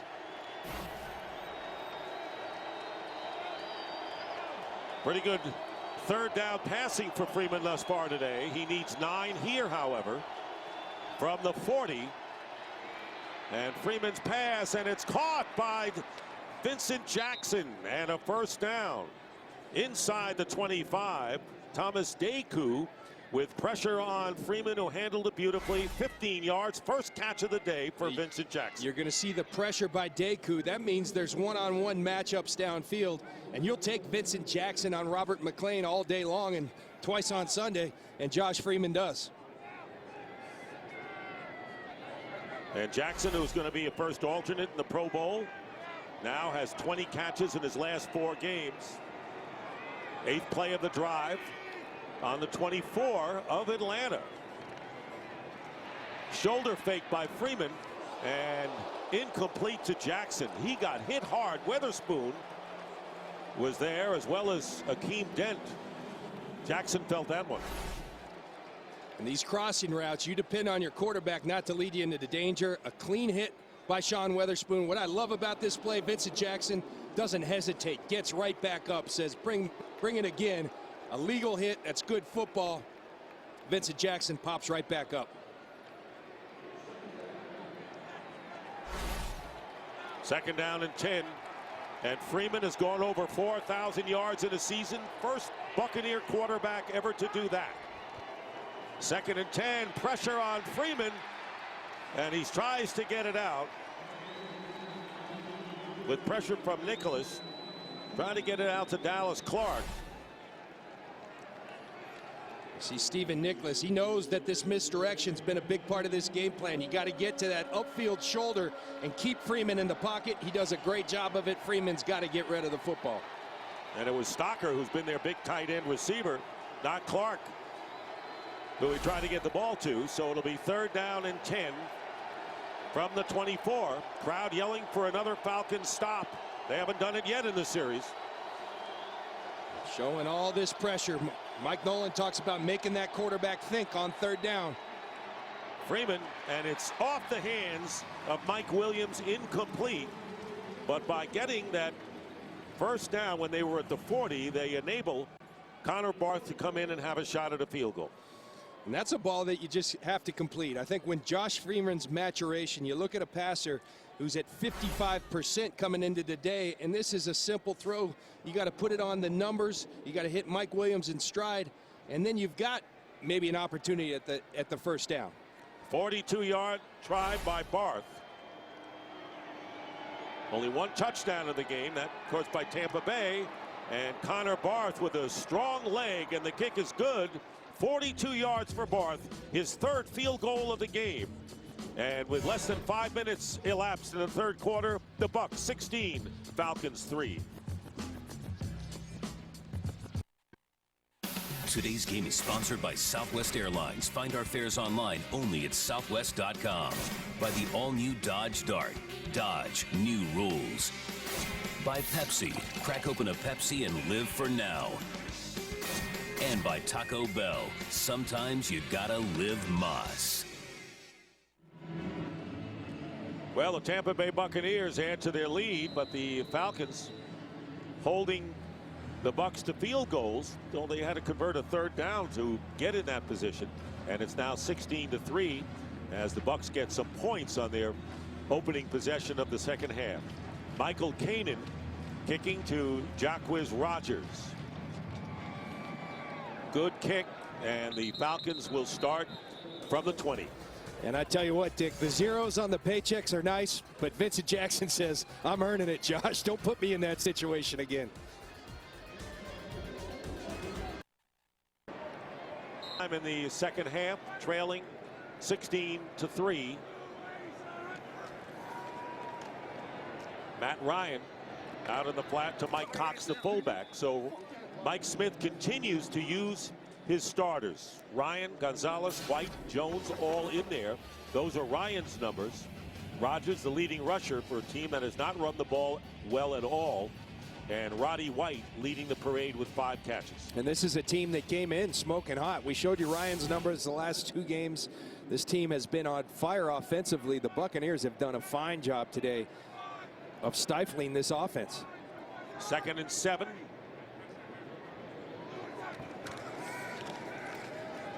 Rodgers on the screen. Jacquizz Rodgers looked like he tripped up. His own teammate might have got him a little bit, and it was Peter Kahns whose foot might have gotten in the way of more yards. He got 8 anyway, did Rodgers. You're getting a good pass rush. A great way to negate that is to throw the screen, invite him up the field, and then throw it right behind him. That can put a little chill on that rush. Good adjustment by Dirk Cutter, the offensive coordinator of the Atlanta Falcons. First down at the 31.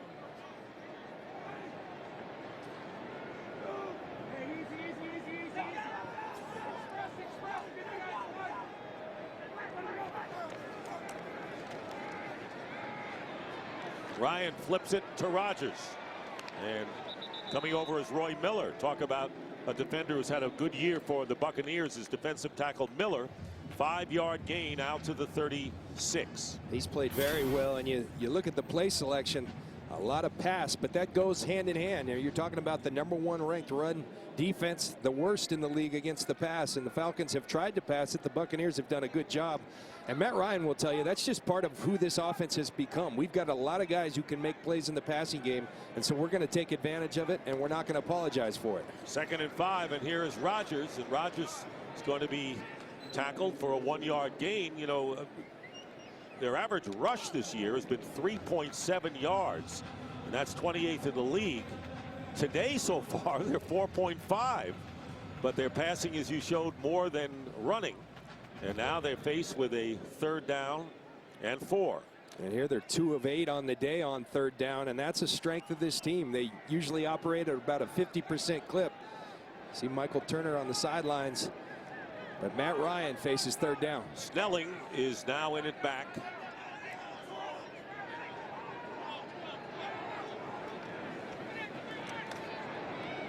And almost intercepted. Not a good pass at all. Biggers had a better shot at it than Julio Jones. And incomplete 4th down. Well, they vary at this time, 3-man rush, but just good coverage by Biggers, and that's the stop fade that they've had so much success with, but that's just good contested coverage by these corners for the Tampa Bay Buccaneers. Buccaneers have outgained the Falcons 231 yards to 182. Bajer kicking to Parrish. 4th punt for Bajer.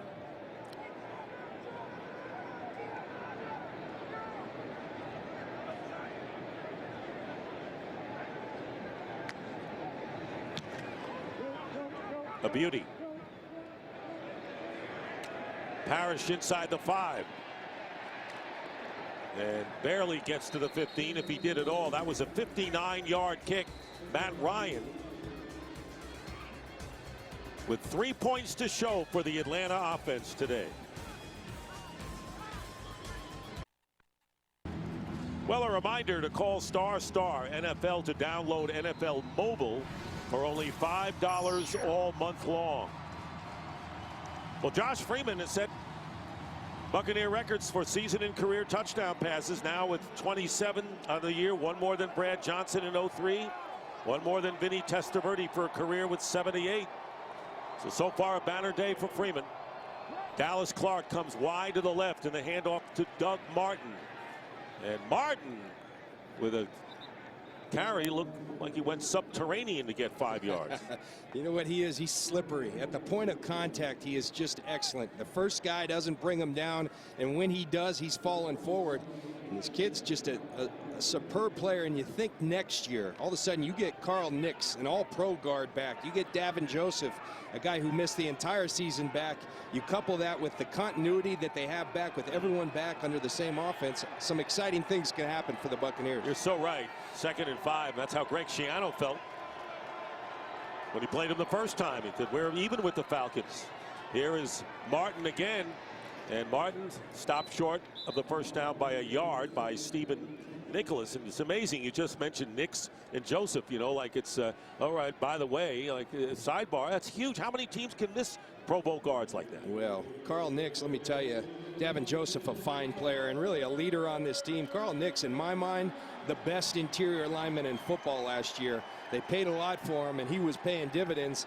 He went out. They've been able to sustain. I think this team at some point just lost gas. They have a very demanding football coach who was tough on them physically and mentally. They lost those starters. They ran out of gas. They got it back. They filled up last night because they're playing well today. 3rd down and 1 from the 24. And Freeman with the quarterback sneak, and it'll be close.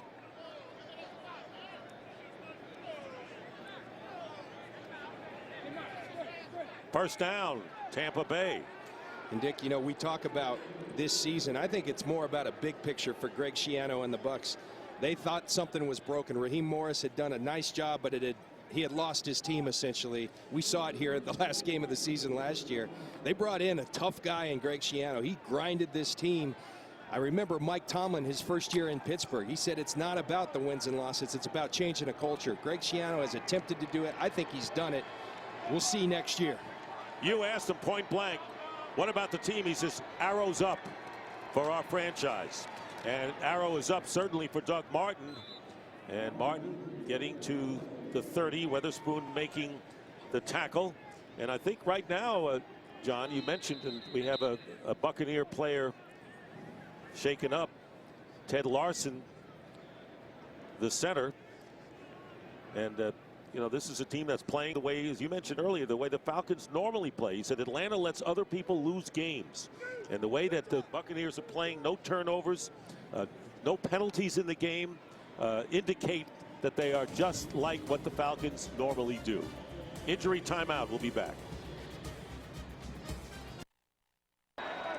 Ted Larson injured out of the game for the Bucs. 2nd down and 5 at the 29.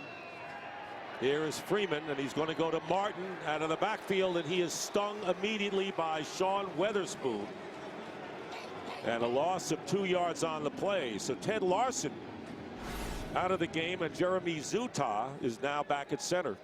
Look at this tackle by Sean Weatherspoon, and this is a guy I talked about, Levante David, earlier. The ability to close and close in a hurry. Sean Weatherspoon does it.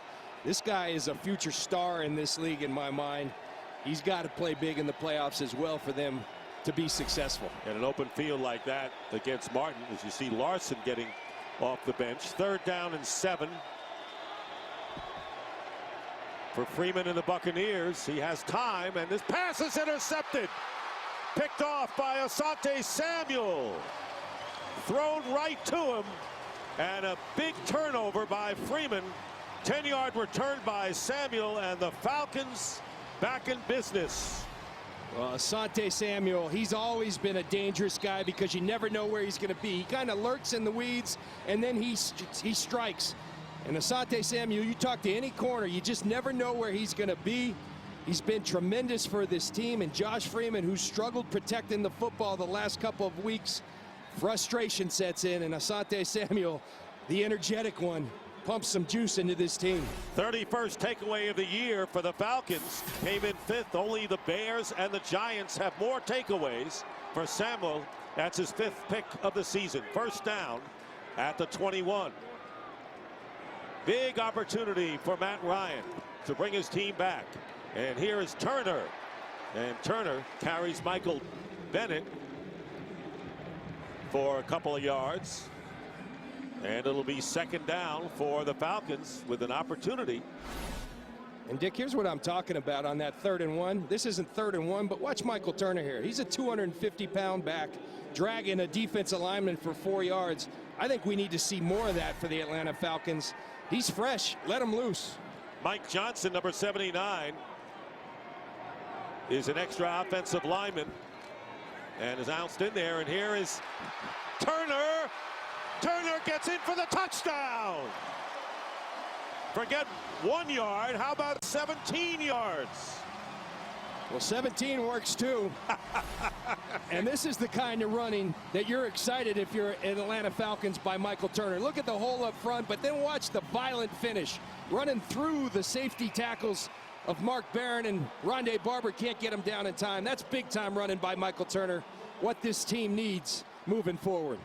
17-yard touchdown run by Turner for a team that has been really woeful in the run game. And Josh Freeman stung by the interception by Samuel, who, by the way, made his 50th career pick on that play. And then the 17-yard power run by Turner. And Matt Bryant looking to bring the Falcons to within 6. And he does. With 3:45 to go, Samuel. And it's the interception. They said he loves to talk, but he talks in a positive way to Samuel. He also does interceptions and sets up a Turner score. We talked about Michael Turner being fresh. You see 2012, 221 carries. Look at those other years. 2009, he was hurt. They have run this guy and run him a lot. This year, Mike Smith talked to him in February and said, we want to keep you fresh, buddy. He's fresh. Like I said, cut him loose, because this can be a big part of the formula for success for the Falcons moving forward. And he was the one that told us when we talked to him the other day that it's the maturity of the team. Another real major reason why the Falcons have maybe the real thing this time around, but they trail by 6, and the Bucs will take it out on the 20. And Asante Samuel, and you were just telling me a moment ago, boy, he's really put a lot of energy into this defensive unit. And that interception. And Turner, by the way, that makes 5 straight seasons with 10 rushing touchdowns for Michael Turner.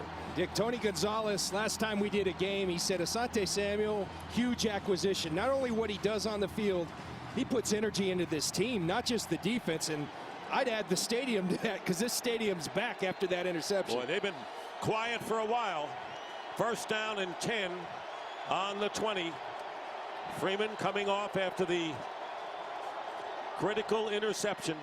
He'll hand it off to Doug Martin, and Martin with a burst gets to the 30 and a first down. But right now, time for the game break, and let's join Patrick O'Neill. All right, Dick, thanks. It is certainly getting interesting in Detroit. Matthew Stafford going to hit Will Heller. Detroit was once down 20-3. Chicago needs to win to make the playoffs, and with the Giants up big, well, they need Chicago to lose and 2 other teams. So a lot of scoreboard watching going on week 17. Dick and John, getting interesting. Back to you. All right, Patrick, thank you very much. And on the handoff to Doug Martin, and Martin takes it out to the 31-yard line. Denton Nicholas are there, a 2-yard pickup. So if the Bears win, the Minnesota Vikings must win to clinch the 6th seed in the NFC, and that'll be coming up next on Fox in America's Game of the Week as the Vikings host the Green Bay Packers, who have been hot. Second down and 8. This is where Josh Freeman needs to respond. He's had a tendency to let one bad play lead to others. He's got to turn that around right now. And this pass caught. Vincent Jackson and a good catch on a low pass and barrels his way to the Falcon 40-yard line, a 27-yard gain, and Freeman so far responding. You talk about an acquisition for the Tampa Bay Buccaneers. Vincent Jackson, they paid him a lot of money, but he's made it worthwhile. You see Thomas Deku missed the tackle in space, but this guy is a game-breaking type player, came from the Chargers, and he's been a huge addition for the Tampa Bay Buccaneers. Has delivered in a huge way, only 2 catches. That was a big one. First down on the 40-yard line of Atlanta. Here is Martin. Martin with a break, and Martin's still going. Martin to the 10. He's going to score. Touchdown, Tampa Bay. Thomas Deku and Chris Hope both had shots at Doug Martin. And he has quieted the crowd with a 40-yard touchdown run. And the Bucs certainly answered that last Atlanta score. Now, Thomas Deku, in my mind, had a Pro Bowl type season, 6 interceptions. The one weakness, and it can bite you as a team when your safety can't tackle in space or doesn't on a consistent basis, that will hurt you. Doug Martin's not one of these guys that will go down with a butt tackle. You got to wrap him up. Deku doesn't. Martin makes him pay. And the Tampa Bay Buccaneers are now the highest scoring Buccaneer team of all time with this touchdown run. And you see it right there, the finish. You got to wrap your arms. You got to bring your arms because he's going to keep running. And they're going to go for 2. But first, good run by Schiano. A timeout. A 30-second timeout. Boy, he ought to go to the combine in Indianapolis. He'll get good grades there. He ought to get his play in a little quicker. That's what he ought to do. Then you don't have to run down the field. Well, that was a quick 4-play, 80-yard drive. And there is Schiano. Right up there. Well, he got there. Official knew what he wanted when he saw Schiano bearing down on him on the sideline. So the timeout. And Bucs going for 2. Well, he's in shape. You just see it. Deku right there. You got to keep your head up. You got to bring your arms. And Doug Martin, these big-time NFL backs, you got to bring them all the way to the ground. So here's the 2-point conversion.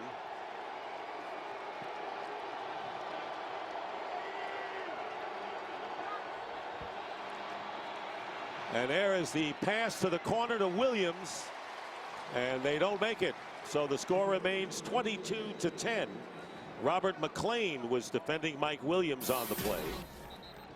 And so Doug Martin, after a couple of games where he had only 66 yards the last 2, now has 108 today. And of course the banner game was against the Oakland Raiders when he had 251 yards and 4 touchdowns. And I think only the second player ever in the NFL, Mike Anderson of the Broncos at New Orleans back in 2000, had 4 touchdowns and 251 yards. So what Martin has done this year, simply phenomenal, I think. 11 touchdowns, 1,400 rushing yards, and he catches passes as well, and 12 scrimmage touchdowns. You look at this 2-point conversion. You got Mike Williams one-on-one. If you're Josh Freeman, your job's to give him a chance to catch the football. You throw it out of bounds, doesn't have that chance. Time wasn't an issue. That's the accuracy that has to improve for Josh Freeman. Some of that will come with familiarity with the system, but that's not because of a new system. That's just a bad throw, and got to be more accurate. Well, here's a situation where Asante Samuel makes a critical interception, and then Turner runs 17 yards for the score. 6-point game, and then the Bucs answer.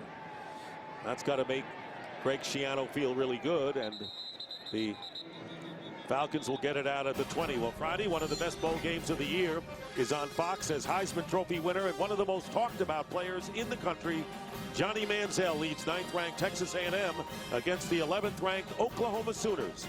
The AT&T Cotton Bowl Classic, Friday at 7:30 Eastern, only on Fox.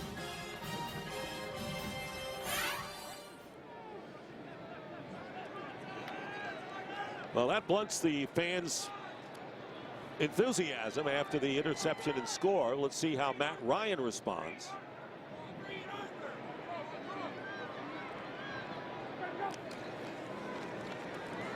Here is Jacquizz Rodgers. Rodgers picks up about 3. Well, the AFC has a battle gone. Everybody knows the 6 teams that are going to be in, but the question is who will have home field advantage. Now, the Colts lead the Texans, and if they lose and the Broncos win against Kansas City in a later game, Denver will have the home field. I think that was huge. The biggest thing was that the Broncos, if you're a Bronco fan, leapfrogged the New England Patriots, because going into New England and getting a win in postseason, that's difficult. Take your chances at home. 2nd down and 7. Nearly a minute to go in the 3rd. Ryan's pass thrown to Gonzalez, and Gonzalez, extra effort may get him the 1st down.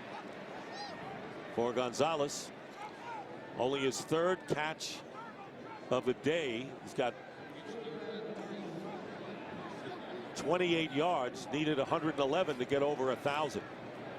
Just short of the 1st down and still short, and this time it was Bennett who did his impersonation of John Abraham by getting in and getting a piece of that ball. And Michael Bennett, he made himself some money this year. He's going to be an unrestricted free agent, 9 sacks on the season. A lot of plays like this. Tampa Bay Buccaneers will try to re-sign him, but a lot of people going to be vying for his services. Had an outstanding season. Played more than he's ever played. I think that affected him. I think for a little bit he ran out of some gas. He seems to have had a second wind, but a good football player. Can't sign them all. We know that. You sign the good ones, though, when you can. Matt Bodger kicking to Roscoe Parrish.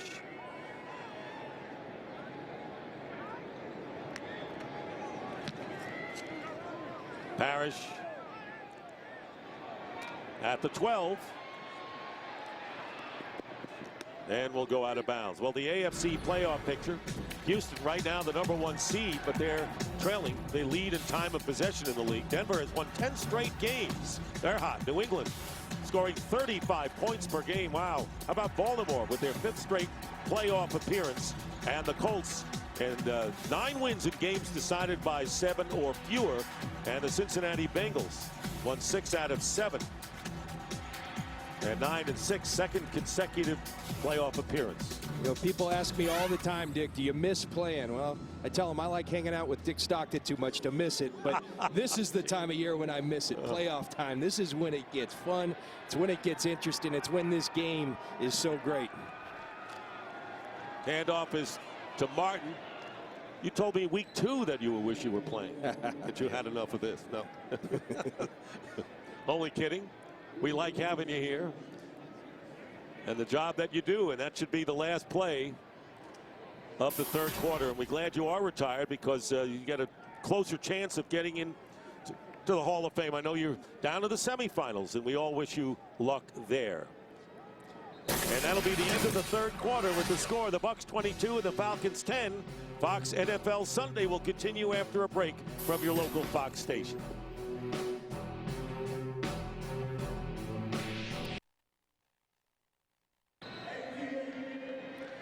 And the Buccaneers have outscored Atlanta in the 2nd and 3rd quarters. Lead 22-10 as we start the 4th. Dick Stockton, John Lynch, and Jennifer Hale here at the Georgia Dome in Atlanta. 2nd down and 6 on the 29. Freeman, and trying to make the tough catch there was Luke Stocker, defended well by Weatherspoon. Flag is down.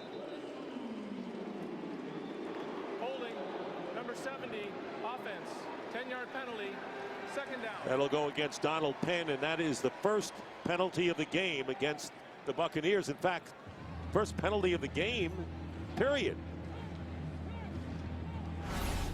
You watch up top, you're going to see Penn attempting to block John Abraham, and he gets a chestful, holds and restricts him, and that's what the great pass rushers do. It doesn't always end up in sacks. They disrupt quarterbacks, they draw penalties. The end result is just as good as a sack. Lorig, the fullback, to the bottom of your picture on 2nd down and 16. They go the other way to Martin, and a good tackle made there by Thomas Deku. Deku leading with 6 interceptions this year, and you know, one of the great reasons why the defense has been better under Mike Nolan is that the secondary has really arisen this season. They have, and William Moore, a big part of that, has missed the last 3 games. Today was the 4th out. He's going to be well. Mike Smith said Wednesday he'll be back out there with the team. Coming off a hamstring, it's taken longer. They wanted to make sure he was right. But you're absolutely right about that secondary having arisen. 3rd and 15.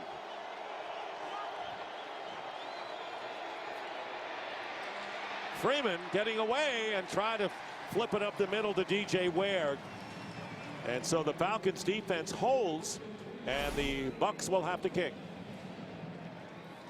See Freeman work the pocket, steps up, throws a catchable ball to Ware, and Ware just can't bring it in. Babineau, a happy man. Harry Douglas and Michael Kanan will punt from the 5.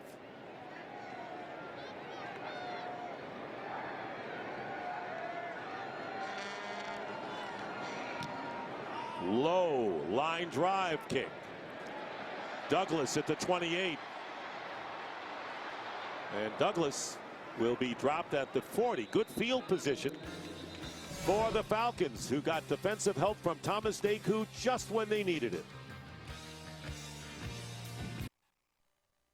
Today's game is sponsored by Samsung Galaxy Note 2. The next big thing is here. By Bud Light, the official beer of NFL fans. Here we go. And by Pizza Hut. Make it great. Back here at the Georgia Dome, the Falcons will start from the 40-yard line. Gerald McCoy will be a Pro Bowler for the Tampa Bay Buccaneers. And there you see the others for the Atlanta Falcons. Matt Ryan made it. Jason Snelling in the backfield, and Ryan drills it incomplete, and trying to get it to Tony Gonzalez, covered by Levante David. David, good coverage downfield. Reminds you of somebody else. and that's a heck of a job by Levante David. It's an area that got exposed last week in the loss to the St. Louis Rams. David plays the run so aggressively he can be exposed at times on play action. This time he reads his keys, stays on Tony Gonzalez. A lot of contact. Greg Schiano wanted that offensive pass interference on Gonzalez. Derek Brooks, of course, was the linebacker, one of your great teammates on your Super Bowl champions. 2nd down and 10. Handoff to Snelling. Second effort by Snelling gets back to the line of scrimmage. Mason Foster. Well, Gerald McCoy just happy he's played the entire season injury-free. For more, here's Jen. Well, you know, Dick, Gerald McCoy's idol has always been Warren Sapp, who's now also his mentor. Funny story, when they first met, McCoy was so starstruck he couldn't speak. Warren Sapp looked at him and said, "What's wrong, man? You can't talk?" Walked off on him. He came back later and said, "Hey, I just did it to teach you a lesson. Don't ever let another man intimidate you." Wow. Great relationship with Warren Sapp, who has helped McCoy, Jennifer, so much. Here is Ryan, and he flips it out to Jacquizz Rodgers. And Rodgers is dropped at the 44 by Rondé Barber after picking up 5 yards. But McCoy, who has finished the last 2 seasons with injuries, John, said, you know, I've been thinking about this all year, getting to the final game of the season, finishing intact. He did, and he talked about that being a season goal, but he talked about the Pro Bowl being a lifetime goal and how honored he was. It was neat to see the excitement in Gerald McCoy. He's had a tough luck with injuries. The ability's always been there. He's had it come to fruition with health this year. Bodger punting, Parrish receiving, and he'll let it bounce into the end zone for the touchback. So the Bucs will start out at the 20. They've outplayed the Falcons, who have played their starters throughout. Early in the 4th, the Bears lead the Lions 23-17. The Bears need to win that game and hope that the Packers beat the Vikings for Chicago to get into the playoffs as the 6th seed in the NFC. First down on the 20. Here is Freeman's pass, and wrestling for it. It was anyone, McClain and Vincent Jackson going at it. And McClain had position on Jackson. That's good football on both sides, but you'd like to see a better throw by Josh Freeman. You've got the big height advantage. Give him a chance. Throw it high. Great competing effort by Robert McClain, fighting against a big-time receiver in Vincent Jackson and competing right till the end. McClain, the former Jaguar. Dante Robinson out with a head injury early. Didn't come back. Moore out for the 4th straight game. 2nd and 10.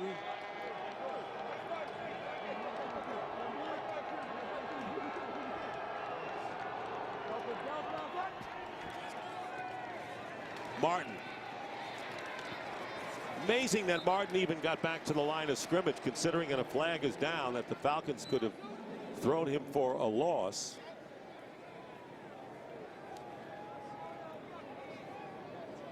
Carl Sheffers.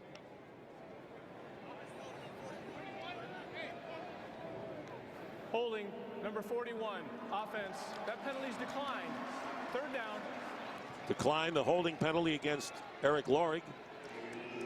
So it'll be 3rd down and 10 from the 20.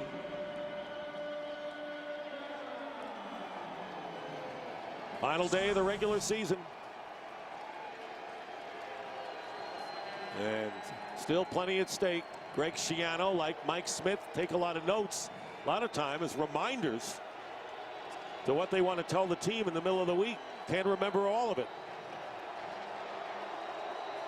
3rd and 10. Freeman.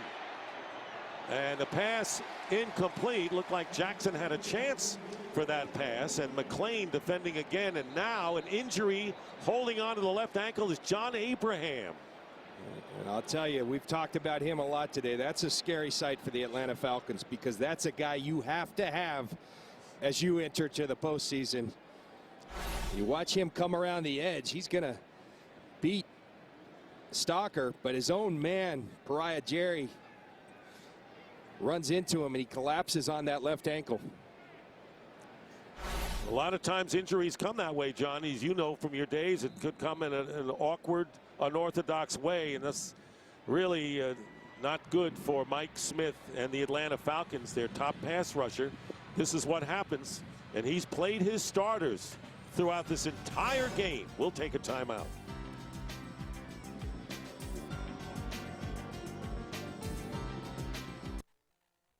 Today's game is sponsored by the new 2013 Ford F-150 with EcoBoost.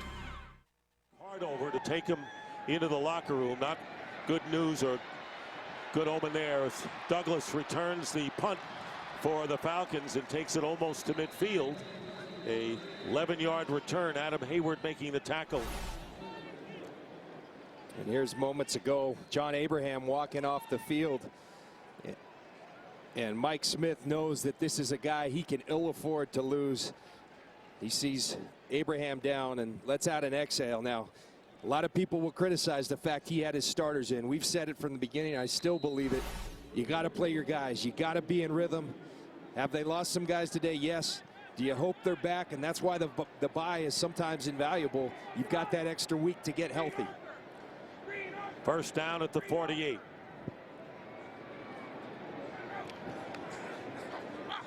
Here's Michael Turner, and Turner will lose yardage. Levante David, who's having a brilliant game, 5-yard loss on the play. So crowd somber right now as the top pass rusher for this team, the veteran John Abraham, who has 10 sacks on the year for a Falcon defense that sorely needs his pass rushing talents in postseason. Absolutely.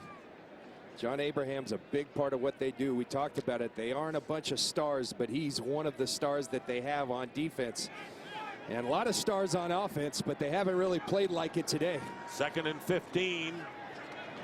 And Ryan goes down. And that's Daquan Bowers with the 3rd sack for the Bucs, and a flag thrown as well. And the flag thrown at midfield. Here's Daquan Bowers. He's going to come on a little TE stunt, tackle in stunt, and just abuses Peter Kahns. Holding, number 20, defense, 5-yard penalty, automatic, 1st down. And it's all nullified. The 7-yard loss nullified because Rondé Barber was called for holding, which will give the Falcons an automatic 1st down. And Barber is incensed over that call. He doesn't like the call, and Rondé doesn't typically argue with officials, so something he clearly didn't like. Can't say it enough. I'm a big big thing for Greg Schiano in this offseason. Does Rondé Barber come back for his 17th year? We asked him. He said he's not sure yet. That may go into March. We will see. First down, and Ryan gets it over to Jacquizz Rodgers, and Barber, boy, I tell you, he is inspired right now. That was an inspired tackle by Rondé Barber, limiting Rodgers to a gain of 5. Here's the penalty. He's working in the slot right about there on Harry Douglas. And he does have a hold of him right there. But the one thing about Rondé Barber, you can never keep him down. Used to call him the Chihuahua because he's not real big. He got a lot of spunk, and what a tremendous career Rondé has had. Second down and 5. And open is Julio Jones, and a first down to the 29 of the Buccaneers. A bullet thrown by Matt Ryan, an 18-yard catch by Jones. And this is what we've seen all year. Matt Ryan working the pocket, zip on the football. Those receivers so explosive. The defense has to play back on them. That's Atlanta Falcon offensive football. Nearly 19 yards per catch for Jones. Ryan comparing his 2 appearances against the Bucs, and a first down. And Ryan gets it to Tony Gonzalez, who breaks a tackle and gets to the 22-yard line. Gibson finally makes the stop after the miss by Rondé Barber, and he gets 7 yards. And now, with under 9 minutes to go in the fourth, the Falcons, down by 12, are moving it. Here's Ryan starting to work the different options that he has. Tony Gonzalez so good at fending off defenders, even the best tacklers like a Rondé Barber. Tony Gonzalez, deep into his career, in his 16th year, continues to play at an unbelievable level. Second down and 2 at the 21. Ryan flips it off to Rodgers. First down, more. Inside the 10 goes Jacquizz Rodgers. And Justin Blaylock, the left guard, with a superb block, freeing Rodgers after the catch for a gain of 13. Well, good call by you, partner. Watch this. This is just a little run play. You might as well be a toss, and what a job by Blaylock getting on Levante David, setting it up for Jacquizz Rodgers. And there is an injured Buccaneer after the tackle here, and it's Gerald McCoy.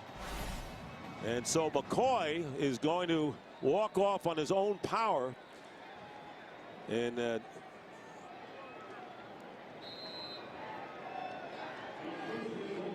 so McCoy leaves. Here's a guy who, and he drops his helmet. It did not complete the last 2 years because of injuries. First and goal at the 8 now for the Falcons. Snelling is in the game, and the pass thrown knocked down by Leonard Johnson on the pass intended for Roddy White. Good play by Johnson. And you know what Greg Schiano's defenders have done today is exactly what he wanted it to. And what they haven't done, frankly, throughout, stay on top. They can catch it in front, but do not get beat on top. Leonard Johnson does it. Little miscommunication. Roddy White thinks there's some contact, but this defensive back group has done a tremendous job for Greg Schiano here today. Second down and goal.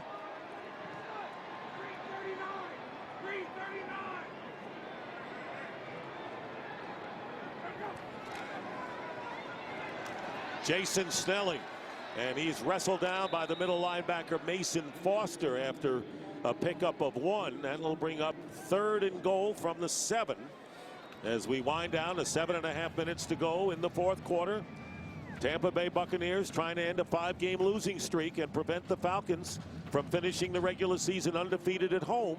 Only the Seattle Seahawks are where the Falcons are at 7-0 at home this year. And here's the predicament that the Falcons put defenses in. Which one do you want to cover? Pick your poison. You want to cover Roddy White? Julio Jones will beat you. You want to cover those two? Tony Gonzalez beats you. Here is Ryan on the rollout. Overthrows Gonzalez. Barron was covering, and now it'll be 4th down. See Tony Gonzalez, excellent coverage by Mark Barron. You see him right here. Got to throw it a little quicker. Barron closes. And that's something Barron has been criticized on of late, the pass coverage. He's got the ability. He's got to just trust his ability.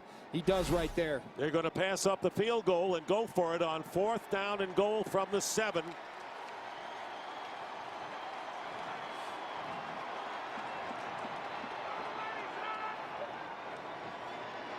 Here's Ryan's pass. It's caught. It's in, touchdown. Harry Douglas.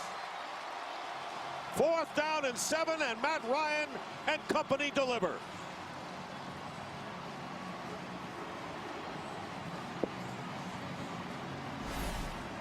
Well, we talk about the big three, and then don't forget about that guy right there, Harry Douglas. Matt Ryan does it as well as anyone. Does he love the big three, those big-time receivers? Absolutely.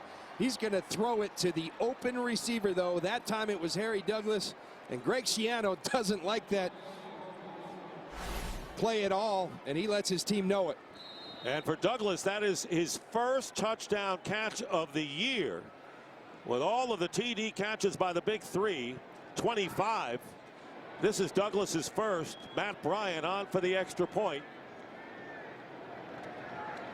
to make this a 5-point game, and it's 22-17. Greg Schiano has seen this before. Buccaneers lost the lead in their first meeting by a point. This game is up for grabs as well.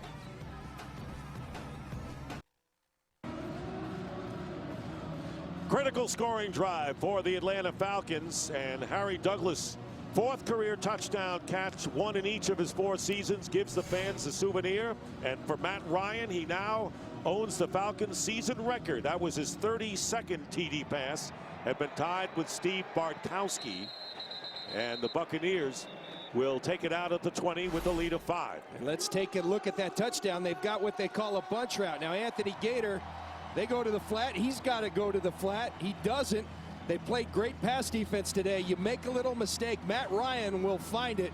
And Greg Schiano has a little word with Anthony Gator on the sidelines. That's your man, son. Take him. He lets him have it right about here. That drive looked more like the Atlanta Falcon offense I've been watching all season. So there it is, the franchise record, 32 touchdown passes in a season. 1st and 10 at the 20 for Tampa Bay, and here is Josh Freeman trying to find a target and throws it away. No one was open. Luke Stocker was the intended receiver there. Remember the last time these teams played, Greg Schiano's club lost by a point, missed long field goal. They had their chances. They had a great opportunity going. With 11 minutes left, they were up by 3. They had the ball at the Atlanta 35, couldn't get it done. Falcons have won the close games all year at home. And of course, the Bucs have not won. Remember Matt Ryan, 5 game-winning drives in the 4th quarter. 4 in his career against the Tampa Bay Buccaneers. He's beat them in the 4th before. 2nd down and 10, and here is Martin. And Martin brings it out to the 23, Weatherspoon, after a pickup of 4. So that was the first of what has been 5 straight losses for Tampa Bay. Really the pivotal game. You think that game goes the other way. What could be for the Tampa Bay Buccaneers? Certainly Atlanta went one way, they went the other way. And Tampa's tried to learn from that. They've tried to emulate this team. They've done a nice job of it today. Can they hold on? Can they close? And that's something that the Falcons have used to their advantage all year. 3rd down and 6.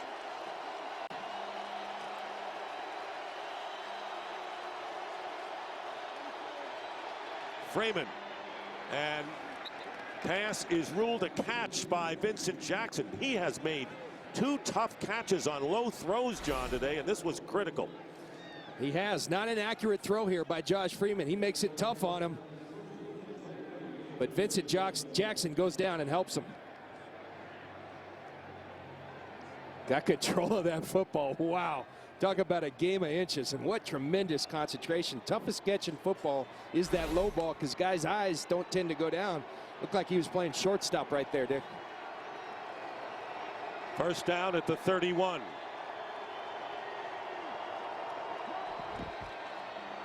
Doug Martin. And Martin picks up 5 yards, and for a game break, here's Kurt Menefee. Well, of course, Atlanta has the #1 seed, and America's Game of the Week could determine the #2 seed in the NFC. Aaron Rodgers and the Packers, with a win, would grab that #2 spot. Adrian Peterson, the Vikings, with a win, would simply grab a playoff spot. No, yet. He could set the rushing mark in that game as well. It's America's Game of the Week, and you guys are done down there in Atlanta, Dick and John. All right, Kurt, thank you very much. And now it's a 2-point game. The Bears leading the Lions 26-24 with 6.5 to play in the fourth. 2nd down and 6 here. And here is Martin again, and Martin goes nowhere. It's a stone wall led by Stephen Nicholas. So 3rd down coming up for the Buccaneers.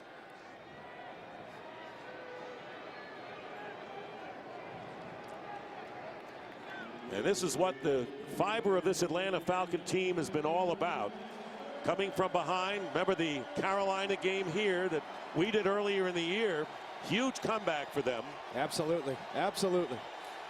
And Mike Nolan talked about this situation right here, Dick. He's disappointed in his team's 3rd down production throughout the season.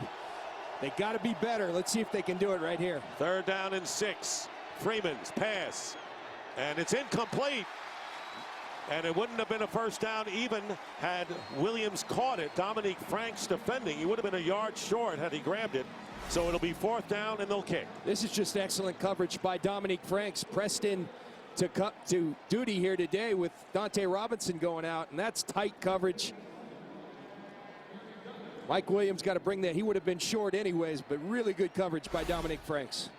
Kanan will be kicking, and Douglas goes back for the Falcons, who trail by 5.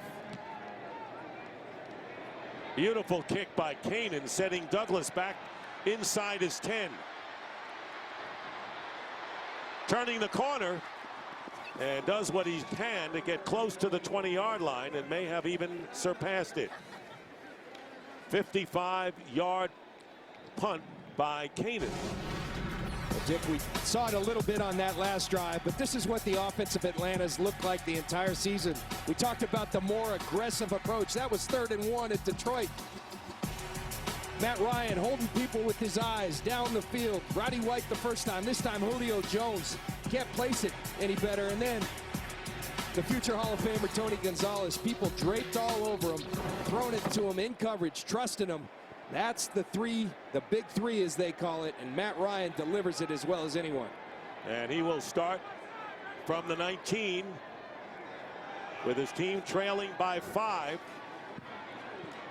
Screen out to Rodgers. Rodgers tackled immediately by Michael Bennett. 3-yard gain. Falcons have all 3 timeouts remaining. The Buccaneers have 2. Dick, certain teams just have an ability to hang in a game, and then they have the ability to close. We talked to Matt Ryan about these 4th quarter situations. He said the first thing is just get that 1st down. That's his first thought process. And going underneath to Rodgers, and David is there preventing the 1st down, but it'll be a short yardage situation coming up for the Falcons. 3rd and short. 6-yard pickup there. Rodgers has 8 catches for 50 yards today, and he's gained 28 on the ground as well. But here it is. He's got an opportunity at it. That first down. He said that's the critical part of a 4th quarter game-winning drive. 3rd down and 1, and caught by Gonzalez for the 1st down. And David on him. I was about to ask you why Michael Turner wasn't in the game at 3rd and 1. Yeah, they ran the play too fast. Well, I'll tell you what else works. When in doubt, throw it to Tony. I don't care how old he is. He's going to catch the football. Great strip effort by Levante David, but Tony Gonzalez right there. And going deep, Roddy White. And Roddy White with Leonard Johnson defending. White wasn't going to be able to catch that one, and taking a shot there was Matt Ryan, bringing up 2nd and 10 from the 33. Well, when I asked Matt Ryan about that mindset in the 4th quarter, he talked about the 1st down. Then he said it's about understanding situations. And next he said it's about being aggressive. I've got trust in my receivers that if I throw it deep, it's going to be their ball or no one's ball. There's a perfect example. You like that aggressiveness that Matt Ryan continues to show. 2nd down and 10.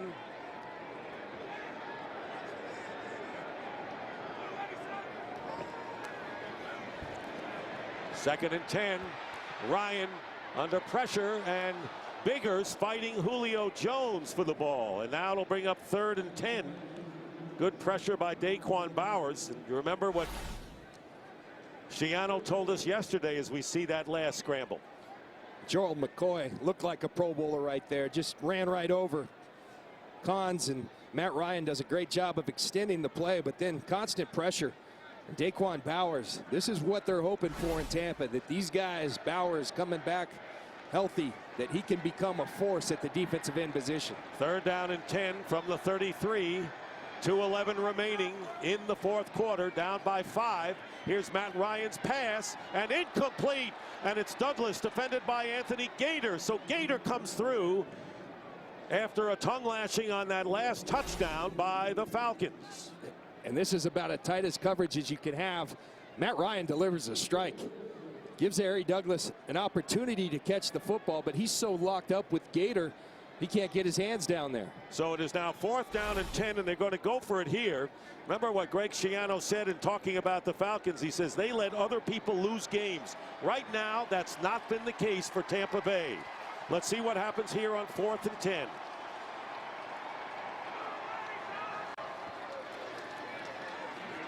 Ryan knocked down, and a great play on Gonzalez made by Mark Barron. And the Buccaneers will take over on downs with 2:02 to go. And an elated sideline for the Bucs. They're not out of the woods yet, however. And you think this isn't big for Mark Barron, a guy that some people have been critical of, a high draft pick, hasn't been making a ton of plays, to go into the offseason with that in your mind, the greatest tight end that ever lived, and you just broke up a 4th and 10 play. Big time by Mark Barron. And here's how Matt Ryan looked at it. And 4th and 10, and now the Bucs, with 2:02 to go, will take over on the 33-yard line. Falcons have 3 timeouts remaining, and at the conclusion of our game here, we'll bring you to the conclusion of that important game in Detroit between the Bears and the Lions, and the Bears are leading 26-24. They need to win to stay alive. Play action for Freeman. And Williams did not have his feet in bounds. A flag is down, however. Chris Hope defending Williams downfield. A flag at the 15. They had 12 on the field. Asante Samuel doesn't get off the field.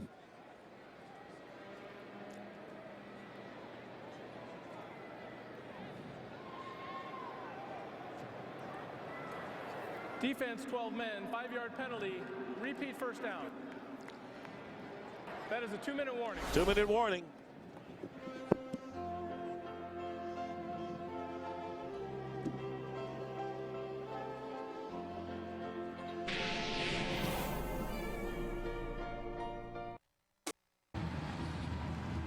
And we're going to send you over to the Bears-Lions game as soon as this game is over. The Bears leading 26-24, clinging to the lead with 2:49 to go in the 4th.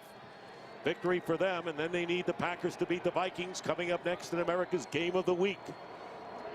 1st and 5. And here is Martin. 1st down for Martin. Doug Martin still on his feet. What a brilliant run inside the 5. Before Dent finally brings him down. Martin with 24 on this play. Well, you said it, brilliant. And that's what this kid's been his rookie year. He's been brilliant.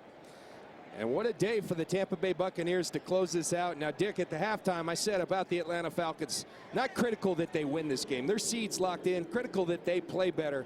I think they did that in the 2nd half. I think they feel good. The big concerns are the injuries. Is John Abraham going to be all right? Is Dante Robinson? Without those two, it's going to be real tough for them.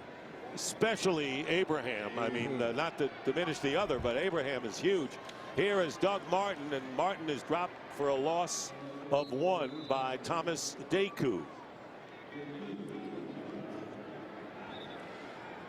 And an ankle injury is the report to John Abraham, and that's going to be topic number 1 after this game. Well, right now we'd like to thank the best technical team in the NFL who made these games look and sound great each week, and our hats off to them. John, our technical producer Joe Stevens, and our technical director Dane Crawford, Keith Darnellis is our senior video engineer. We've got some great cameramen, which will tell you who they are. Second down and goal with less than a half a minute to go. And the handoff is to Martin, and Martin goes down. Jasper Barone, Dan Quinn, Andy Stieber on cameras. Nick Franklin, I should say. He'll get me for that. And Matt Weber on videotape.